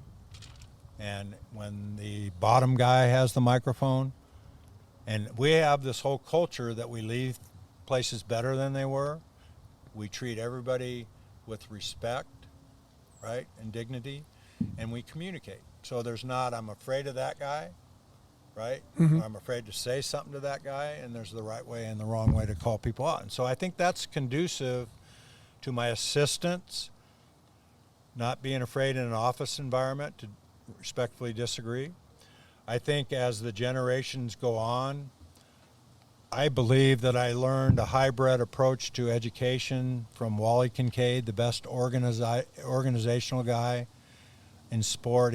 For me, he was John Wooden of Southern California baseball, years ahead of everybody out here. He had a lot to do with Mike Gillespie, Andy Lopez, some legendary coaches. So, and Augie.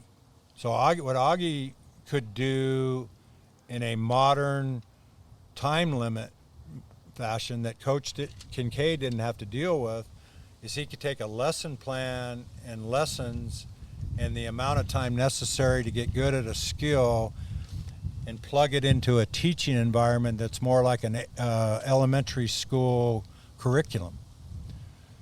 I learned that from him. So my challenge, I could always teach if I had enough time. Right. So in the early years, we had fall ball. We could have 4-hour practices. We could practice on the weekends. We could keep guys extra. We were going to stay out there until we got it. Right? Sure. And over and over and over again. Now all of a sudden 20 hours and 32 weeks. And now it takes you where you got to shoehorn everything you worked on for the whole year in unlimited time and get it to where they can master it, not get it, master it in a short period of time. Well, I got those tools from Augie, how to take the whole, let's take alignments, right? Extra base hit alignment. You take that whole objective and you break it down into parts where you work on the skills necessary and the system necessary to make it look good and execute in a real game. And I learned how to do the parts and the small pieces from Augie. Wow. So now, I just told this to Andy, my son-in-law, 2 days ago. Why do I have a lot of ex-coaches out there, right? Well, they were good players. They mastered their trade, so to speak, and they want to mentor, right? Okay. They want to pass along, and they want to, another M, make a difference, right? That's where I'm at in my life. I've mastered, I've mentored, now I'm trying to make a difference, the 3 M's, right? So I think through my master teachers and the way I teach, again, what Mike Greenlee said to you, this is sound egotistical, I was really good and really repetitive and really long. My players tell me this, Coach, we did this so much that when we got into the fire of a tough game, we just knew we were going to get it done, right? I can't tell you how many players have said that. Our January practices that were spring training, where we'd go from 8:30 till 8:30, and they would never leave the field, right? They'd eat lunch, and I'd talk to them about baseball, right? It was over. And, it was that 99 River song, right? But I believe that now when you learn something so well and it's so crystal clear, it's been taught to you so crystal clear, and you've drank the Kool-Aid so much that you think it's the only way it's done, you can teach that. And that's why my players think they all can be great baseball coaches, because they know where everybody goes on a baseball. But I don't care if it's Kirk Sarlos, All-American pitcher. Him and Ted Silva were probably the 2 best at, they could be shortstops. They understood the whole game better than any pitcher I ever had. Danny Rickaball was like that. And it's one of the reasons they were so good at what they did, right, with their crowd. And successful coaches as well. When you get someone like that has a complete understanding of every position, when you see it, when you saw it was Ted or was Kurt, do you just go, oh God, we got something special here, we got a guy. I mean, do you see those those are called generational guys. Red Turner was that kind of guy. Mike Lamb was that kind of guy. I had some of those kind of guys at Oregon, and they're not only good at what they do, but they can. Tom Thomas back in the '84 national championship had Brian and Fischel, left fielder, right fielder. Tommy was a brilliant baseball player, like Jose Mota was, right? Knew the game, baseball guy. He educated during the game those guys. They were physical Adonis guys that could hit and run and throw, but they didn't have the instinctive stuff that Tommy did, and Thomas made them better in the outfield, right? And that's what a shortstop will do, a catcher will do. They elevate everybody because of their instincts of the game in the dugout, right? Picking pitches, slowing the game down, all that. It just slows the confidence down for all the players like that. You've had some tough decisions to make over your career. I thought the one that I saw up close was in '99 in Omaha with the rock incident and the way you handled that. And I thought, when I saw it, I was like, okay, yeah, this guy, he's not going to be the coach that looks for the short out and be like, we'll handle it later. That was a tough decision, and you made it.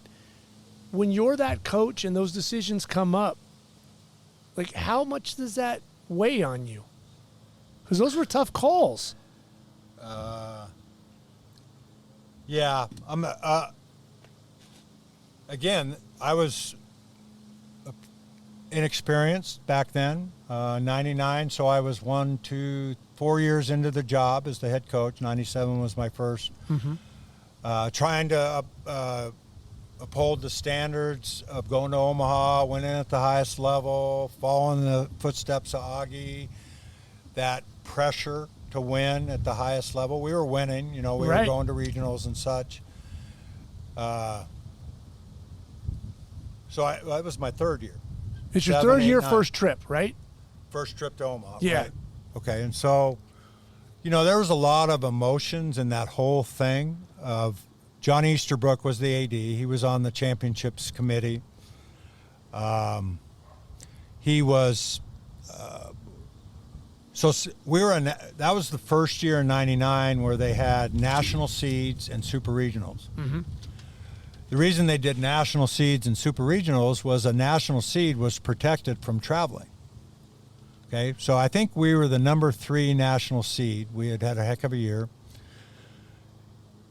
And they send us to South Bend, Indiana, Notre Dame for the regional, right? And so there's that, what the heck? What are they doing? John, what's going on? Yeah, you're on the committee. Yeah, okay, so there was that part of that. So we go there, and I'm going to tell that part of the story first. We win that regional, and now we're spending Sunday night planning the Super because we know we're going to host the Super because that's the way the whole system was designed. And then we get the call that they're sending us to Ohio State because they wanted something in the north.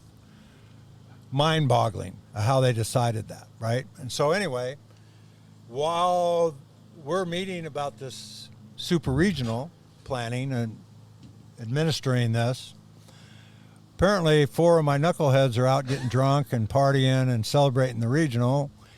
And they, towards the end of the night, go up on the top of a building and are throwing rocks off the top of a building. They didn't break anything. They didn't hit anybody. But somebody called the police, and they got arrested, all right? And so I don't know the percentage. I think they all 4 were intoxicated and got arrested for drunken public and trespassing or something of the nature. And certainly the policemen were understanding of what they were celebrating, but not. They got arrested, and now we already have national news because we're getting what I thought screwed because they're sending us on the road when we're a national seed. We're on a bus going from South Bend to Ohio because I had a buddy that had a baseball school in Ohio. I don't want to send all my guys home and then go back to Ohio to play a super regional, so we're going to go to Ohio and practice all week and then go to Ohio. I'm on a conference call, and the media is asking me, what happened? Why aren't you guys hosting? And I'm blowing the NCAA up because they don't have a leg to stand on of what their reasoning was to send us to Ohio State. But anyway, let's get back to the question of how did I end up making the right decision as a young coach on leaving 4 of our guys behind and not taking them to the super regional. I got a lot of help from John Easterbrook. Meaning, when in our discussion, again, do your homework, be thorough, listen to both sides. Mm-hmm. Here we are. They got arrested. They were drunk in public. It's national news because of all the other stuff that's going on. So we could have done what I think poor leaders do, poor parents do. We could have given in to winning and made the wrong decision for the rest of their lives and the rest of their teammates' lives and the rest of my life. We could have said, look the other way, let them play in the Super, win the Super, go to Omaha, win a national championship. And today I'd be looking back on that and saying that was a major mistake. Because I think, hopefully in my career as a coach, most of those kind of tough decisions I've made for the benefit of the young man and the educational opportunity for the rest of the team. In other words, as a head coach, that's that 12 inches again. Sometimes you need to discipline, punish, take away from somebody you love a lot to get something 20 years from now that's productive for them. And I think that's what we did in that case. So the answer to your question, John Easterbrook saved my bacon because young George Horton was thinking about how we could cover that up and take them and win, right? And he saved me. We did the right thing. All 4 of those guys came out better because we did that. We won the Super anyway, and everything happened like it should have happened, in my opinion. Yeah, it showed your character, and I thought, damn, he made the right call at a young age, right? 3 years in. Yeah, and I would say I reflected back on, again, winning, getting in my way. The last year I was at Cerritos, we had always won at the highest level. We're in a regional. We have to win the 3rd game of a 2 out of 3 against Rio Hondo. We have a center fielder named Craig Lalone that was a 5-tool superstar. He showed up late for batting practice. Okay, that never happened. And when it did happen, guess who didn't get to play? The person that showed up late. That was my rules back then. We have different rules in my later teams that everybody paid a penalty for that one person being late, and we went on and they got to play, right? There were different rules. But that, again, we're playing the third game of a 2 out of 3 to go to the state championship, so winning was the highest priority. I let Craig play. Guess who dropped the ball to lose the game 2-1? Craig Lalone. I am a really corny baseball coach. I am big on karma, and I think the sport exposes and finds the guy that doesn't belong out there. In other words, the game of baseball punished George Horton and Craig Lalone because he shouldn't have been the center fielder that day. I'm that corny about the sport. So that helped me too. That was in 90. So now 7 years later, I reflect back on the Craig Lalone story that if we choose to play those 4 guys, I think the baseball gods are going to make us lose because I played them. I looked the other way. Yeah. The greatest single coaches clinic that you listeners can go to and get a lot out. Google John Scalina's 17-inch plate, don't widen the plate. John Scalina is an iconic, one of the greatest coaches in any sport in the history of college athletics, greatest English teacher in the history of English teachers, and he does a baseball clinic that can be used in any business or sport. It's called Don't Widen the Plate. And basically the gist of it is, and you can reflect on this, today's society is making a 17-inch plate that has never changed. Every level of softball and baseball, from the major leagues down to little league, is 17 inches. I will never make the plate 18 or 19 inches for any of my kids or players. The world is becoming famous for adjusting the width of the plate, which changes the strike zone. Don't widen the plate. Listen to that clinic. It's worth its weight in gold. And when did you find that? When did you hear that? Oh, While back? well, I think he did it in the 80s. Okay. So over 40 years of listening to it. And you get reminded of it, right? Yeah. Because you revisit it or it pops up somewhere. I'd like, while we're on this kind of subject of iconic coaches, this is a great message again about how did I feel I was prepared, and, catchers being managers, the Mark Kotze's, the Phil Nevins of the world, Golden Spikes winners, mastered the game as a player, doesn't necessarily make them great managers. Absolutely. Sometimes worse because they aren't as patient with, why can't a guy do that? I could do that in my sleep, right? That kind of mentality. Yeah, Larry Bird, Magic Johnson. Absolutely, that kind of thing. Expectations, they don't do what I did, right? Right. And so a lot of times it's the mediocre player like me that has to get an edge in every area of the sport and can teach that for him to be able to play the sport, where a guy like Kotze just plays the sport. He does know the details. Sure. And can do all those things, but the impatience part of it, right? And this is kind of in this same subject. This is about when a young man comes into my office. He's finished his career with me. He's been a above average player. He's pretty instinctive, pretty knowledgeable, and he sits across from me and goes, "Coach, I'm thinking about making coaching my career. Do you think I'll be a good coach?" And I share with him this story. This is my first year of coaching. Again, my master teacher, Wally Kincaid, in one statement to me that I've held on to for 46 years. So I'm working, I'm an assistant coach. I'm not getting paid. I'm working a part-time job. I'm getting married in October. We have a practice. It's an unbelievable practice, huge facility, fungos and balls and ball buckets, screens all over the field. Practice is over, in my opinion. I say to Coach, I'll see you guys, to the coaching staff. Coach looks up and is only the way he can, and he kind of lifts his head up. He goes, "Where are you going?" I said, "Well, I got this job, and practice is over, right? And he goes, puts his head down, he shakes his head. That's Coach Kincaid yelling at you like you're the worst thing on earth, right? He's yelling at me. I said, what? He looks back up and he says, you'll never be a good coach, which hit my nerves at the highest level. Like, that was so offensive to me because that's what I was choosing to do. And I said, he looked back down. And I said, Coach, why'd you say that? Because I had great communication with him and respect. He says, points to all the equipment on the field from the dugout. He goes, who's going to pick up all that stuff?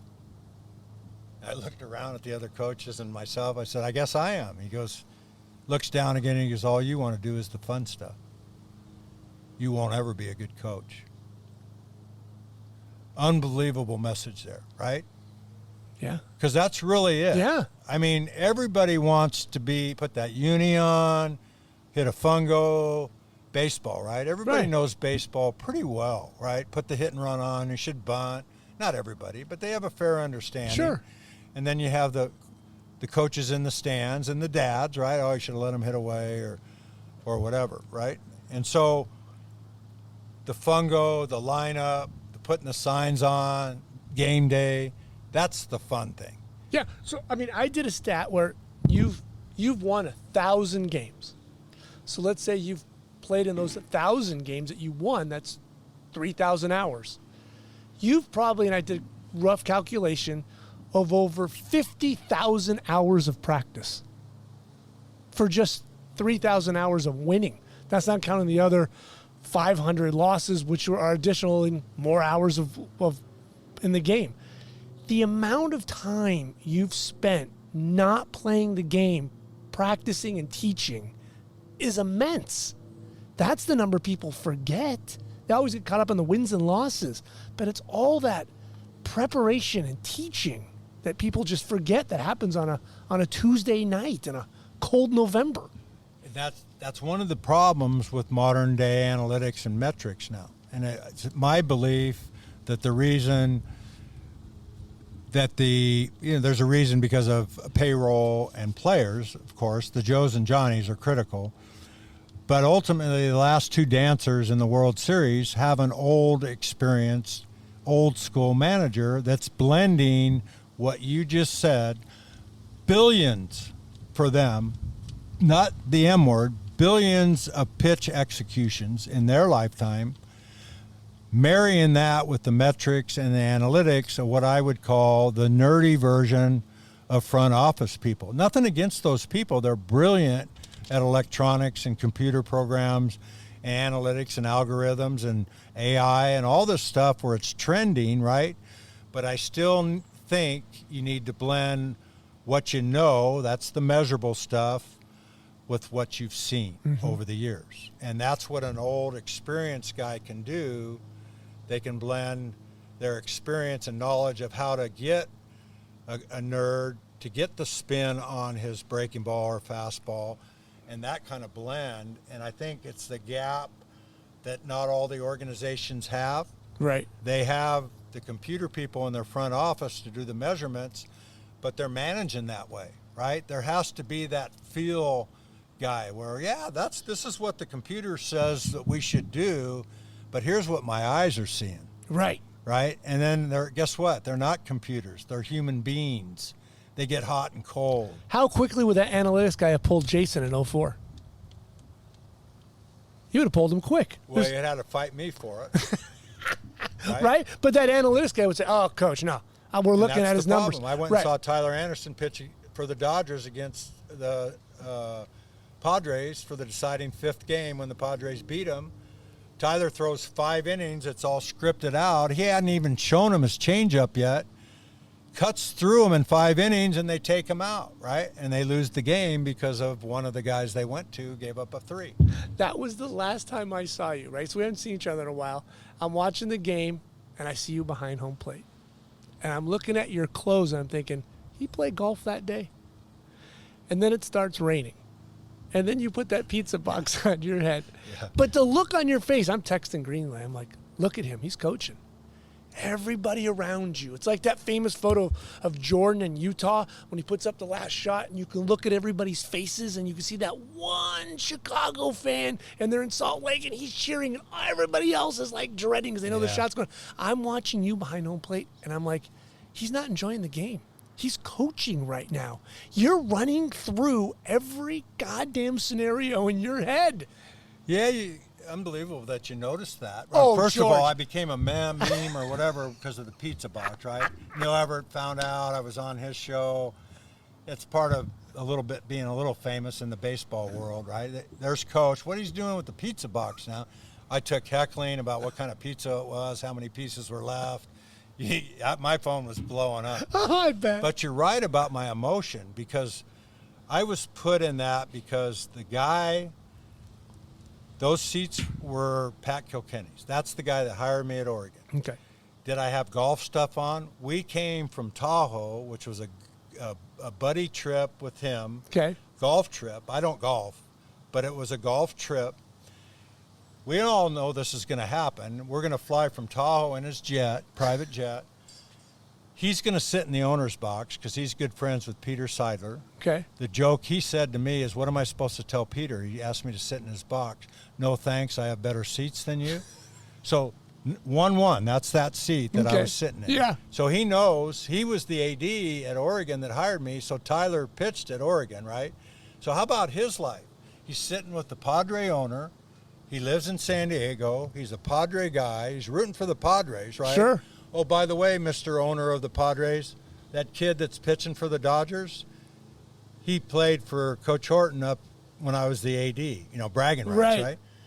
And so I'm amongst all these San Diego Padre fans. Oh, you were. And Red's on the team, and Tyler's on the team. So here's what I told them. Here's the best case scenario. Tyler pitches good. He did. Gets no decision.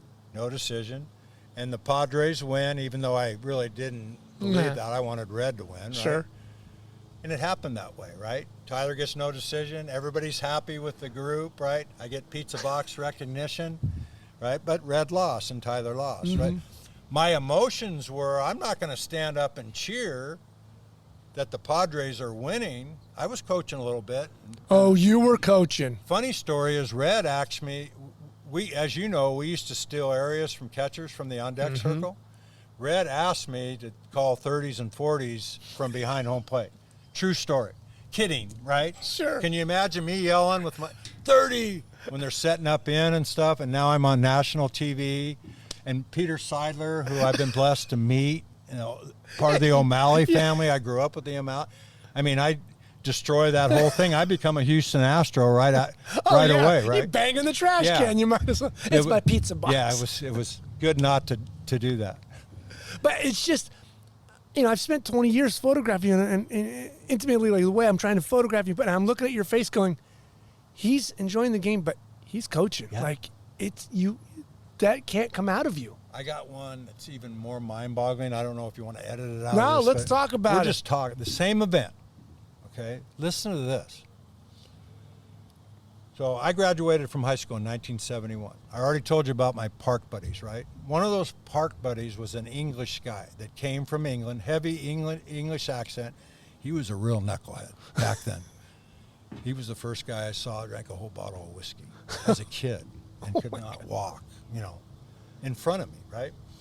Anyway, so we grow up together, right? We go to high school together. Now, he's not an athletic guy, so, hey, how you doing, Richard? Blah, blah, blah. So I don't see him since high school. Okay.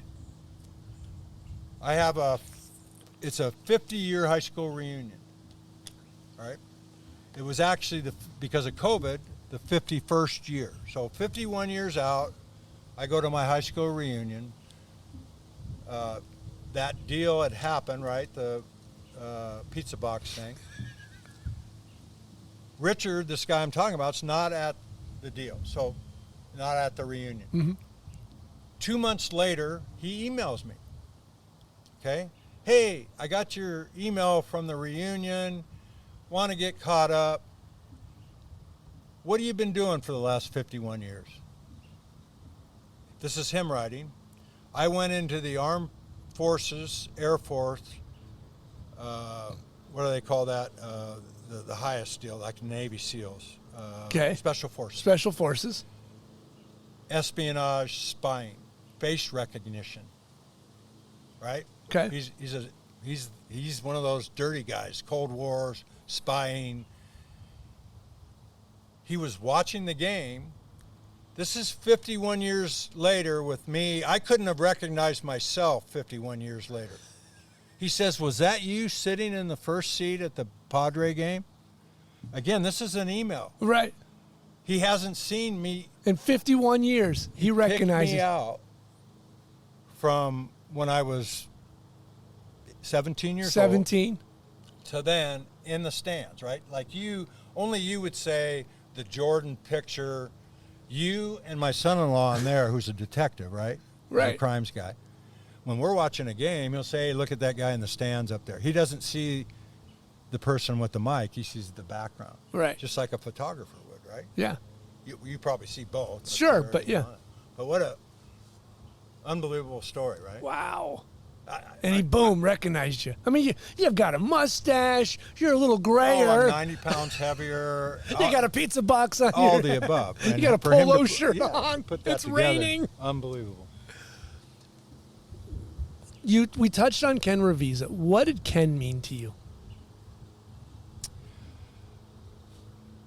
Well, again, the things that you put off in life that you wish you had accepted more in your life, earlier in your life, meaning the learning curve, like resenting your parents' lessons, your dad's voice, your mom's voice, whoever the disciplinarian was, your Army drill sergeant, if you had to go to boot camp, could be a coach in a football, a driving force, who do you remember the most over the years as a leader? And sometimes there's that rough guy that's yelling at you all the time, and that's that voice in you. Frame the question again. Ken Revisa. Oh, okay. Right? Kenny, yeah. And because he was around, he was a professor. I mean, he was helping with developing players, and I don't know if he helped with leadership, but he was really, I don't want to say a crutch, but he was a huge asset to the program. Huge asset. Accepted by some at the highest level, accepted by some at a medium, kind of, I want to wait and see what all this stuff's about, not totally in. Right. And in one ear, out the other to some, right? And that's kind of where I started to talk about him, where Kenny got, it was extremely valuable. I use it today in everything that I do in my life. I used it as a parent to help my kids who had test anxiety or interview anxiety, to how to control the controllables and slow it down and breathe and be normal, right? I started having bouts of anxiety when I first started being a head coach, 1985. And I was hyperventilating so bad that I thought I was having a heart attack. And it was real.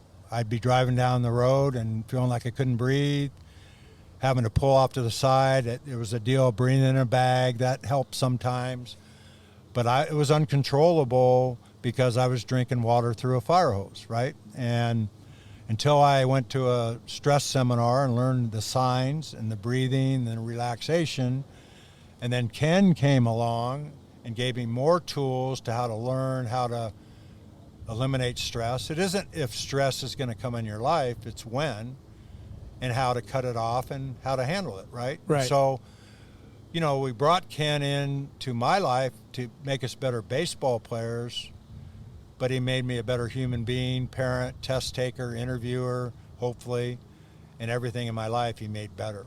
And I've used his teachings as a disciple of his in so many different ways. My wife recently, 2 years ago, was diagnosed with a very serious health concern, which puts most everybody over the edge on worry, and you can't control it. And I gave her as many Ken Revisa speeches as I've ever given anybody in my life. And some of them worked a little bit, some of them worked more, but The main point that I wanted to make is he was more valuable to all of us than any of us realized, and worth every penny we ever paid him when he got expensive. And as recently as 5 years ago, I had a player that went through my program at Oregon, was in the big leagues with several different teams, and finally said to me after 3 years in the big leagues at a college game watching the Oregon Ducks, said to me, "Hey, Coach, I've got a revolution for you. You know all that Revisa stuff? I finally started using it last year." Wow. This is one of the greatest young men I ever coached. He's married to one of the greatest softball players in Oregon history. And I would let my daughter go out with this young man every day of the week. And he didn't care about Ken's teachings until he started to falter at the major league level. And then he figured out how valuable it was to keep him in peak performance, right? And so who knows? I mean, as a dad or a teacher or a coach, you throw out a buffet of tools for success, right? Mm-hmm. Attitudes, driven, work ethic. Here it is. If you want to be the best at your thing, pick one of these things, because that, wishing and hoping is not a good process. No. Right?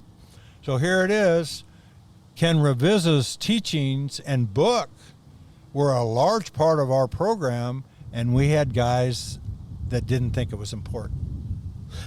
And that is understandable. They're 18, 19, 20 years old. And sometimes with Ken's things, it does come to you later in life because they are different. You might not have ever heard or had that thought process go through your head about controlling the controllables. That sounds so simple, but it really is. There's some Revisaism. Look them up online. Oh, yeah. There's some simple sentences that you didn't take his class or didn't get instructed by him, but you can figure out what the message is. Mm-hmm. And they're fundamentals for life, in my opinion, because they give you tools to deal with the complexities and challenges of life. That's all it is. Right. Doesn't make it easy. And part of life is doing hard easy now, right? Because there's more things out there, especially for the youngsters, more choices. And I reflect back on how you grow up. You resent some of the things your parents make you do, or your decisions, or that voice in your head. And then all of a sudden, fast forward 10 years from now, and you get your turn to raise your own children, and you're saying the same thing your dad said. Yeah, That's affirmation. One of the purest and most respectful forms of compliments is imitation. Right. Right? There's different ways to say that quote. I kicked it. But when I go to watch some of my ex-players and colleagues coach, if they're doing it like we did it, that's a great thing for me. Right? That's affirmation that we were doing some things right. And I'm so proud of my guys, the way they behave. And quite frankly, I think there's a lot of things out there in our society, leadership, lots of stuff that's broken, headed in the wrong direction. My saving grace is the generations of the Wally Kincaid era, Garrido. I'll go back to this guy named Marvin Miller that was a wrestling coach at Downey High School and a football coach at Tustin High School. He was impactful to me. He determined my toughness. I owe everything to that guy just because of the way he coached and the way he talked.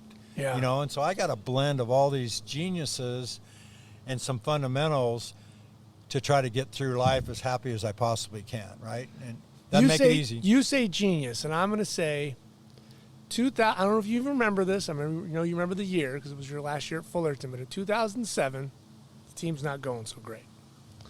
I come to you in April and say, do you think we got a chance at the playoffs? And you laughed at me like, we don't have a shot in hell. Because I had a job that was going to somehow mess up me going to Omaha if the team made a run. And you said, Maddie, there's not a chance in hell we make the playoffs, and we certainly are not going to Omaha. And I had a front row seat in San Diego and then at Goodwin of watching coaching genius. 3 games in San Diego and 2 in Fullerton, where everything you did, every string, every button you pushed was magical. It was like you were in a zone for 2 weeks. Did you feel that? Yeah, ironically, I'm going to say yes to that. I'll tell you why. Yeah, I mean, yes. I mean, God love you, George. You could say it because it was front row center. Yeah, it was kind of a perfect storm, right? We were crummy. We hit a bad cycle of draft guys signing. You know, Right. Jason Gill was my recruiter, and he had got the right guys, but unfortunately they didn't show up on campus, right? Which was our strength all along over the years, that we usually got the best guys that went to school, typically. And sometimes it just happens, right? Yeah, it just happened. We hit a down cycle, and then those kids were less. And, you know, I did another thing. I switched roles in the coaching staff. I made Rick Vanderhook the pitching coach. Right. In retrospect, that was an awful decision. The great decision was Bill Kernan was on my staff then, and as bad as it was for Rick to work with the pitchers, because his personality is not conducive to that, patience is critical for pitchers. Yeah. And Rick had always hated pitchers, and now he's working with pitchers. And the only thing that saved it was Kernan's excellence and his mentality, working with Rick on that end, and the mentality of the pitchers, right? And so, you know, we probably didn't deserve to get in first. We only got in because we were Cal State Fullerton. Right. They leapfrogged Larry Lee at San Luis Obispo, who had a better record than us. And now it might have been because of where they decided to put the regional, that we get that co-host deal with San Diego State and USD, right? And so it isn't a traditional power that's hosting this, and we wore those teams out over the years, right? Right. And then another set of circumstances that was a perfect storm is UCLA didn't have a great year, but they didn't bid for the Super, right? And I was smart enough from being through it that we always did, just in case there was an upset in the other regional. Well, we bid, and so we got through the first one, and we did some great coaching things, I thought. We played a good Fresno State team. They probably were the best team there. Right. San Diego had some pro arms and stuff like that. So now, because UCLA didn't bid, we got to host them at Goodwin Field, and we beat them in the Super, right? And so it was a little smoke and mirrors, but now you say, okay, the job we did in coaching, right? And hang on to that, we got no chance private conversation, because in 2004 it kind of worked for us in a weird way. Right. Walton tells his story, but what I said to you about we have no chance, I felt that. That wasn't a made-up motivational thing. No, you're right. I mean, it was not going well. So I come up with, okay, we're not going to quit. We're still cracking the whip, and we're still holding on to the glimmer of hope, and we get in. And I reflect back. I think it was my best. I'm not a big pregame talker. I talk a lot, as you know, from being on the buses, and I present a lot. And I talk about a lot of, be careful of this, heads up for that. But I'm not an Augie motivational guy. He's the best at that, getting them like they could run through a brick wall. Right. Mine's more informative, right? But that one particular year, I felt like I nailed that talk because I used a poker analogy, which poker was real hot. Everybody was doing online poker, and I played poker. World Poker Tour was All going on. that stuff was hot as heck. And we talked about going all in, right? I called upon way back into the inception of Titan Baseball and Titan Nation and all of our people that we were going to connect because we needed everything to get through this. And we were something to that nature. That was the theme of the discussion. And it was really well put together. I don't think I'm the greatest public speaker in the world, and I start going off into tangents like I'm doing today, but I thought I nailed this one, and man, did I get something out of that. It was so beautiful. I did something that, again, trusting my coaches. Justin Klipp rose to the occasion. We give him the ball. He gives us a tremendous effort. I've got Bill Kernan and Mr. Mentality, finish the game when you get the ball. And Clipper was in a spot in the fifth inning. He's got a championship win if he gets one out. But the heart of their order, I don't remember all the names, was coming up.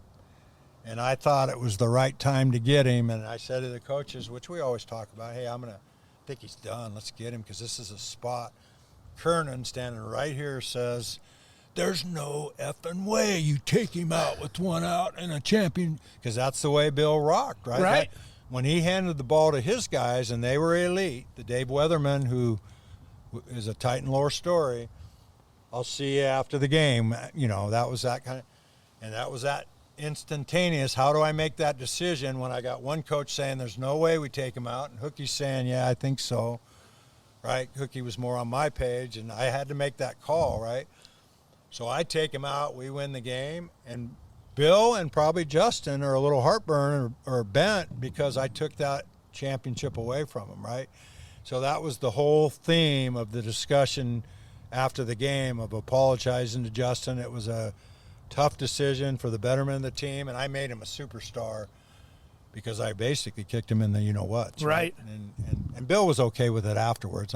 We have an understanding. Sure. You say, had I left him in and we give up a 3-run home run and then Fresno comes back and beats us, why'd you leave him in? You know, Yeah. that kind of thing. Right. Well, I was trying to let him get a win, you know. And in our program, we never had those record things and all that. And we tried to minimize that because it was always tight, team first, right? Well, I know you were National Coach of the Year in 03 and all that. I tell you, 07, those 2 weeks were awesome to sit and watch you push those buttons and pull those strings. You know, then you came up to me, we're standing at Goodwin Field, and we're all ready to go, and everybody's screaming, Omaha, we're going. You throw your arm around me and say, I didn't know I can coach so well. Said that? Yeah, because I'm not going with you guys next week, and I'm shooting some stupid ad campaign, and you guys are out there, and then it turns out, you know, you play in the longest game, and then you don't play anymore. So, like, for me, I get thrown out. Right, you get thrown out, and for me, and then it's Rick's first game, but for me, it was just absolutely heartbreaking because I'm missing that part of history. Yeah. But I believed in you saying now, and I saw the team that God, in February and March, we were ugly. I referred to it in 04 after we lost the second game in Texas to Augie. Mm-hmm. And again, we were scuffling, right? Yeah. We weren't doing anything good. This is preseason. I was frustrated. I think the score was 4-2, but it was like 20-0. That's the way they beat us, right? And yeah. JP Howell's talking to the hitters and telling them to sit down, and they just schooled us in baseball, right? So my head's up my rear end, you know, and I'm frustrated, and the Texas guys are walking across, right? And of course I know every single Titan guy's still within an earshot of me. We're putting our shoes on, packing our bags to get out of there. And some of the Texas guys walking by say, see you guys in Omaha, because that's the level both of respect both programs had for one another. And I yelled loud enough for everybody to hear, yeah, we'll watch you on TV. And I knew exactly what I was saying. I was trying to motivate our guys because we better pick it up or we're not going to Omaha, right? And it wasn't that, but Neil and the guys talk about that. That was their locker room thing. We'll show that old guy, right? We'll show Coach. And now I will say, don't go out there and just do that, throw blows to your team. I could do that because my guys love me. Because I also told them how great they were, and I spent time with them, and I was in the trenches with them. And I could throw a blow at them every once in a while to motivate them because I knew they trusted me and respected me, if that makes any sense. Yes. And they knew, like a dog, that you rub his nose in the poop, right, when he poops. That dog will never come back to you if you never pet it after that. In some version, I was going to pet him after that series, meaning, how's your sister? Yep. How's your dog? Nice throw, something little. That a boy, yep. After I was going to pick him back up, right? Because I devastated him pretty good. Oh, no, Coach thinks we're not going to Omaha. Okay, what do we got to do to show him, right? Or that idiot or whatever. Right, whatever they're thinking. Know, and you've been there. You were a player. I'm okay being an idiot sometimes if that's what makes you good, right? I'll play that role, right? Yeah. That's what a coach is. I'm not your friend. As the head coach, I can't be your friend. Whatever makes you work, just as like a boss can't make everybody happy. A president can't make everybody happy.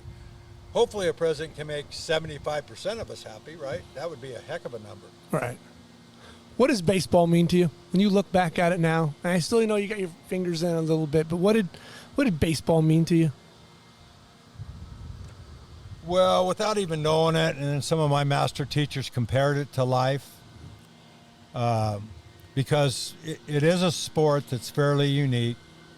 You play offense and you don't have the ball, right? It's the only sport that you play defense with the ball, right? It's unique. It's a sport that doesn't give you instant returns for your effort, but it also is a sport that can give you longevity, effort, and investment without the skill set necessary that Mother Nature gave us or genetics gave us. In other words, if George Horton can play baseball in college with what I could do physically, that's pretty amazing, right? And so a lot of the other sports, you get weeded out early, basketball and football, because you're not going to be physical enough to compete at the highest level, right? And so another unique thing, it's a sport that you can do everything perfectly, like life, and go 0 for 4. In the batter's box, you hit the ball right on the what we call the screws, right in a perfect spot. You have backspin. It goes out at 105 miles an hour exit speed, and somebody out there with a glove catches it. You're 0 for 1. Is that failure? I don't know, but that's controllable, right? And so now there's a really good reflection because baseball is played frequently. It's repetitive. It's a sport that rewards success for 162 games, the champion, right? Not a weekend series, although the World Series is 7 games out of necessity. But that's a lot like life, right? I don't think life should reward the person that has a good month or 6 months or 1 year. I think life should reward the person that wakes up every day winning at life. And it tends to, right? So there's some good parallels to how you would teach your young men of, if you want to be the best at anything in life, you better wake up and get some batting practice. You better wake up and get some catch with your dad or take some fungos. You better work at it, right? And I happen to think for those in the generation out there that are in the microwave society where you get things quicker. You didn't create that. Somebody else did. It's not your fault. But just like my grandson, my 8-year-old grandson, I know he wants to be a good professional athlete. He doesn't need to choose at 8 which sport. He should play them all. Right. But he better get rid of that iPad more often if he wants to be good at any of those sports, if you know what I'm saying there. So the modern kid has a lot more choices of activity than I had. I had the park and whatever we chose to do at the park. Now they have hitting clinics, Sky Zone, iPad, TV, they got all their hitting instructors, ice skating, they got piano lessons, they got a bunch of stuff, right? Unless you start cutting those down, you're going to be mediocre at a lot of different stuff. That's my opinion. Right. And because of the environment, and everybody has a lot of choices nowadays, I believe the young person that wants to be good at ice skating or anything that commits to that can outwork anybody in the world, right? You can become the best at that because other people aren't going to invest the same level as you. Right. But not if you don't cut it down. Yeah, absolutely. Now, I said in 99, I was impressed with your character. 2007, I was impressed with your coaching for that week, 2 weeks. But in February of 2020, that's when I could have said, and I mean, you did things throughout the 20 years of knowing you, that I was glad and happy to be your friend when you stepped in to help OCC. Oh, wow. When you did that, I was like, that's my guy. That was truly an unbelievable thing. Yeah, a lot of people looked at it as unselfish and great thing by me, but a lot of that was for me, right? Because I was hurt. I was standing right there about 15 feet away when I heard the news, right? I didn't, I'm the last living person in my entire family, right? Cousins and everybody. So I've been through devastation before, right? And deaths before. nothing like that ever in my life, right? How that hit me emotionally. And then I was asked to do that a couple times, right? Because now a young coach is moving 12 inches over, right? Overwhelmed. My old teammate friend, Tim Matz, was part of that staff, and he was the first one to mention it to me. JJ Altobelli, John's son, Right. had maybe the best relationship out of any of the players I ever recruited or played for me, JJ, because of... At Oregon, correct? At Oregon, Yep. yeah. Part of that was because of the whole family's relationship and my relationship. For the honor of coaching a Hall of Fame successful baseball coach at Orange Coast, John Altobelli's son, who had 10 great places to choose to go, and the honor that John and JJ chose me to continue his development was quite an honor. His two little sisters and stepmom, the reason they became as close was because of my grandchildren and Michelle, putting them all in duck cheerleading outfits to root on their brother, JJ, and me, Papa, and becoming best friends doing that up there. And then they live in Newport, so they hung out together socially. So that environment brought them together, and they became the best of friends. And Kobe's whole girl dad thing and investment in women's basketball, I'm pretty proud to say that I had something to do with that as well, because Alyssa, JJ's sister, played on the Mambas. She was a excellent basketball player. She's the young lady that died in the helicopter crash. She fell in love with the Orange Ducks because she was rooting them on in an Oregon cheerleading outfit. So she was on the fast track to go to Oregon to play basketball for Kelly Graves. And then the meeting of Kobe and Serena Ibescu and the coach, and that whole relationship with SC basketball, Oregon basketball, happened because of Alyssa Altobelli and that whole relationship, right? So back to my opportunity when the event happened, the devastation. Hey, coach, you could really help. Here, I wanted to check some boxes off first, right? Yeah, that looks to me like I'm retired and I'm coming in and I'm replacing John. I want, first of all, ask the players. Yes. Ask Nate. Yes. Tim, yes. JJ, yes. So every box, oh yeah, do it. And I thought it was awesome for me because I got back into coaching and healing and talking about John instead of hiding from it, and Carrie and Alyssa, and living through the heartache with those kids and being older. I also was a safety net for them because what John represented was an avenue for them to move on. He was extremely well connected. Now I became that guy that could call a four-year coach. And so I became a comforting soul for knowledge, for their futures, for the parents, right? Having this old, supposedly solid coach that's joining us, everybody felt better about it. So it was one of the best gifts I ever had. And that was for that, 3 months, we all healed together, and it was beautiful. And to this day, JJ's like a son to me. Did you feel like it healed you? It helped you? Like yes. in a way that like you couldn't have imagined 4 months earlier? Yeah, because they all missed him. And, of course, a lot of the conversations where Alto would do it this way and Alto would do it that way and Alto. And instead of going, that makes me sad, don't talk about him. Yeah, great coach, and that's one of the great things, and because I've been through it again. My mom passed away a long, long time ago, right? And that was devastating to me. I was really close to my mom, and my brothers passed away at an early age. My oldest brother was 53 when he died. Okay. And the one 4 years older than me was 61, right? And so I'd been through that unexpected death. And so I had some tools to deal with that I could share with those Orange Coast athletes.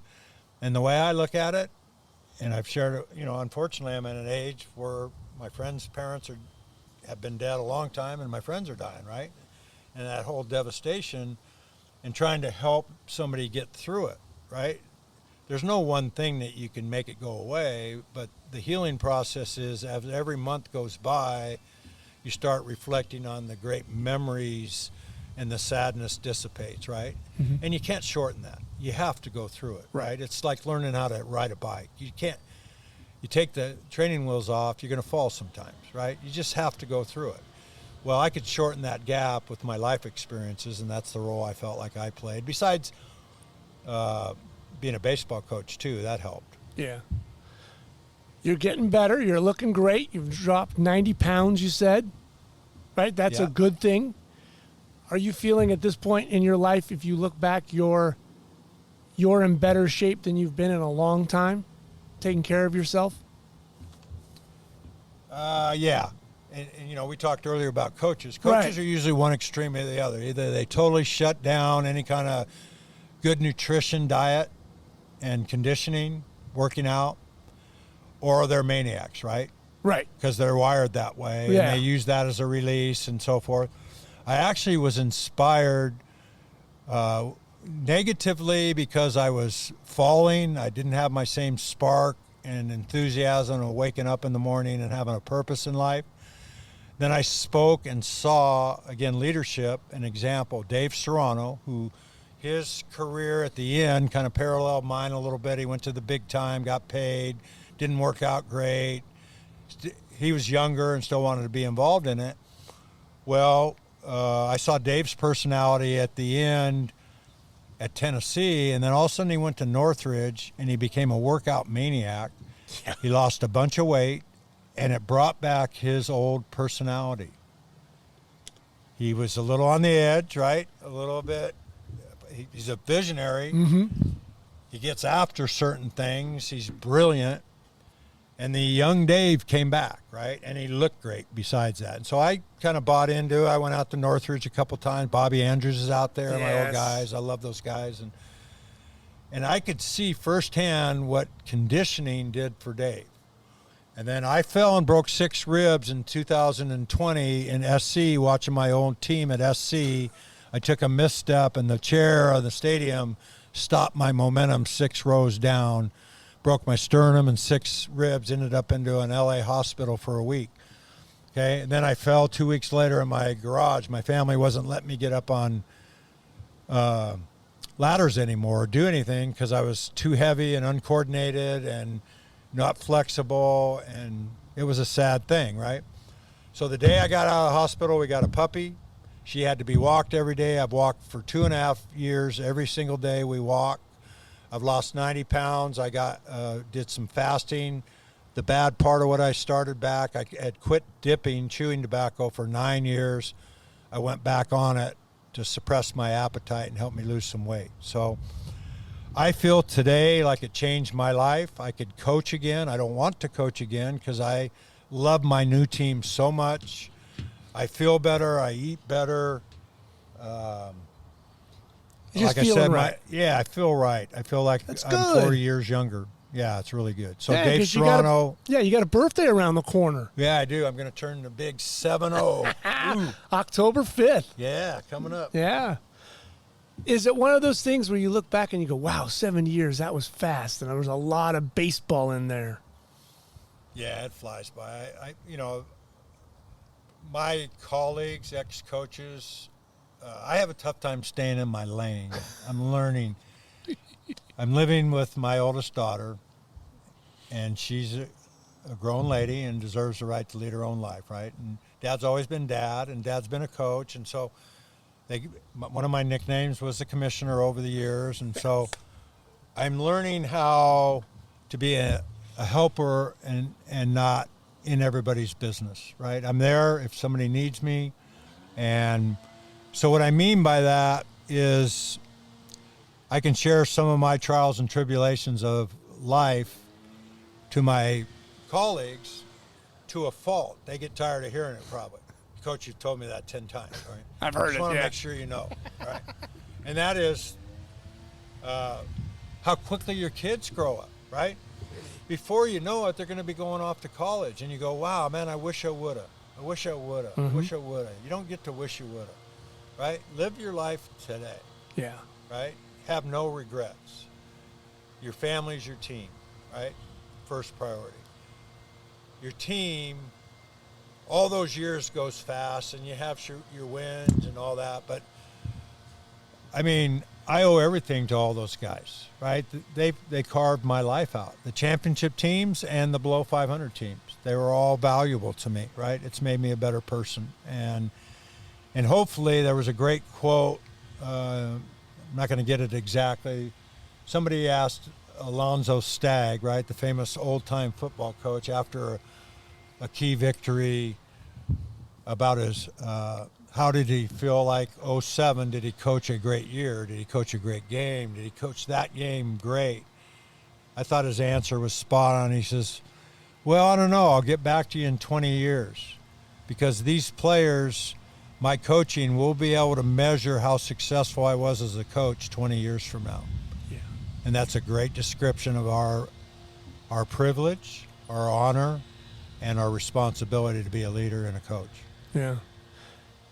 In the research, you were at Fullerton as the head guy for 10 years and Oregon for 10 years. You got 11. Was it 11? 11 at both. 11 at both. Okay. Well, here's the shocker. You got a tie in both places. How in the hell do you have 2 ties? You have 1,000 wins. You got 2 ties? Yeah, I know the one that happened in Seattle was because of the rain and darkness. It was some park that we played, Seattle U. They didn't have lights. They played at a rec center? Don't get me started. You just struck a nerve. We had a lead, and the guy didn't call the game, and it was mud. Mud. I'm not kidding you. Mud. And then we had the last out of the game, and the first baseman dropped the ball. I've done that before in my career. So we keep playing, and then they end up calling, and it ends up being a tie. So we could have won, and it ended up being a tie. I don't remember the other one. You're going to have to ask Stanley or Mel Franks or somebody that has a memory. Mel will know. Yeah, it had to be a travel curfew thing, probably. Gotta love it. I would guess. You got to love it. This has been an absolute joy. You're going to have to. We went 6 hours, Hookie and I, with Dave Lamb, and there was a lot of editing with Hook's language and my language. You two, that's an easy. Long stories, long-winded. You're not getting yes and no's, but well, hopefully. I didn't want stories because I've heard the stories, but what I really wanted out, just like I said, is your leadership. I've always been absolutely impressed in the way you've developed players, you've handled situations. Like you said, at Fullerton was a certain animal, at Oregon was a certain animal, and yet you didn't change. You were George Horton. You didn't walk around when you were at Oregon, when we went up there and we visited you, I think it was 13 when Fullerton came up. You weren't different. You were still George, and you were lovable, and you were great, and you were still, like, kind. You didn't walk around, like, with an arrogance. You were still a wonderful human being. And the things you've done through your career, like I highlighted, it really goes to show your character. Your parents did a great job. You've got a beautiful wife. You've got a wonderful family.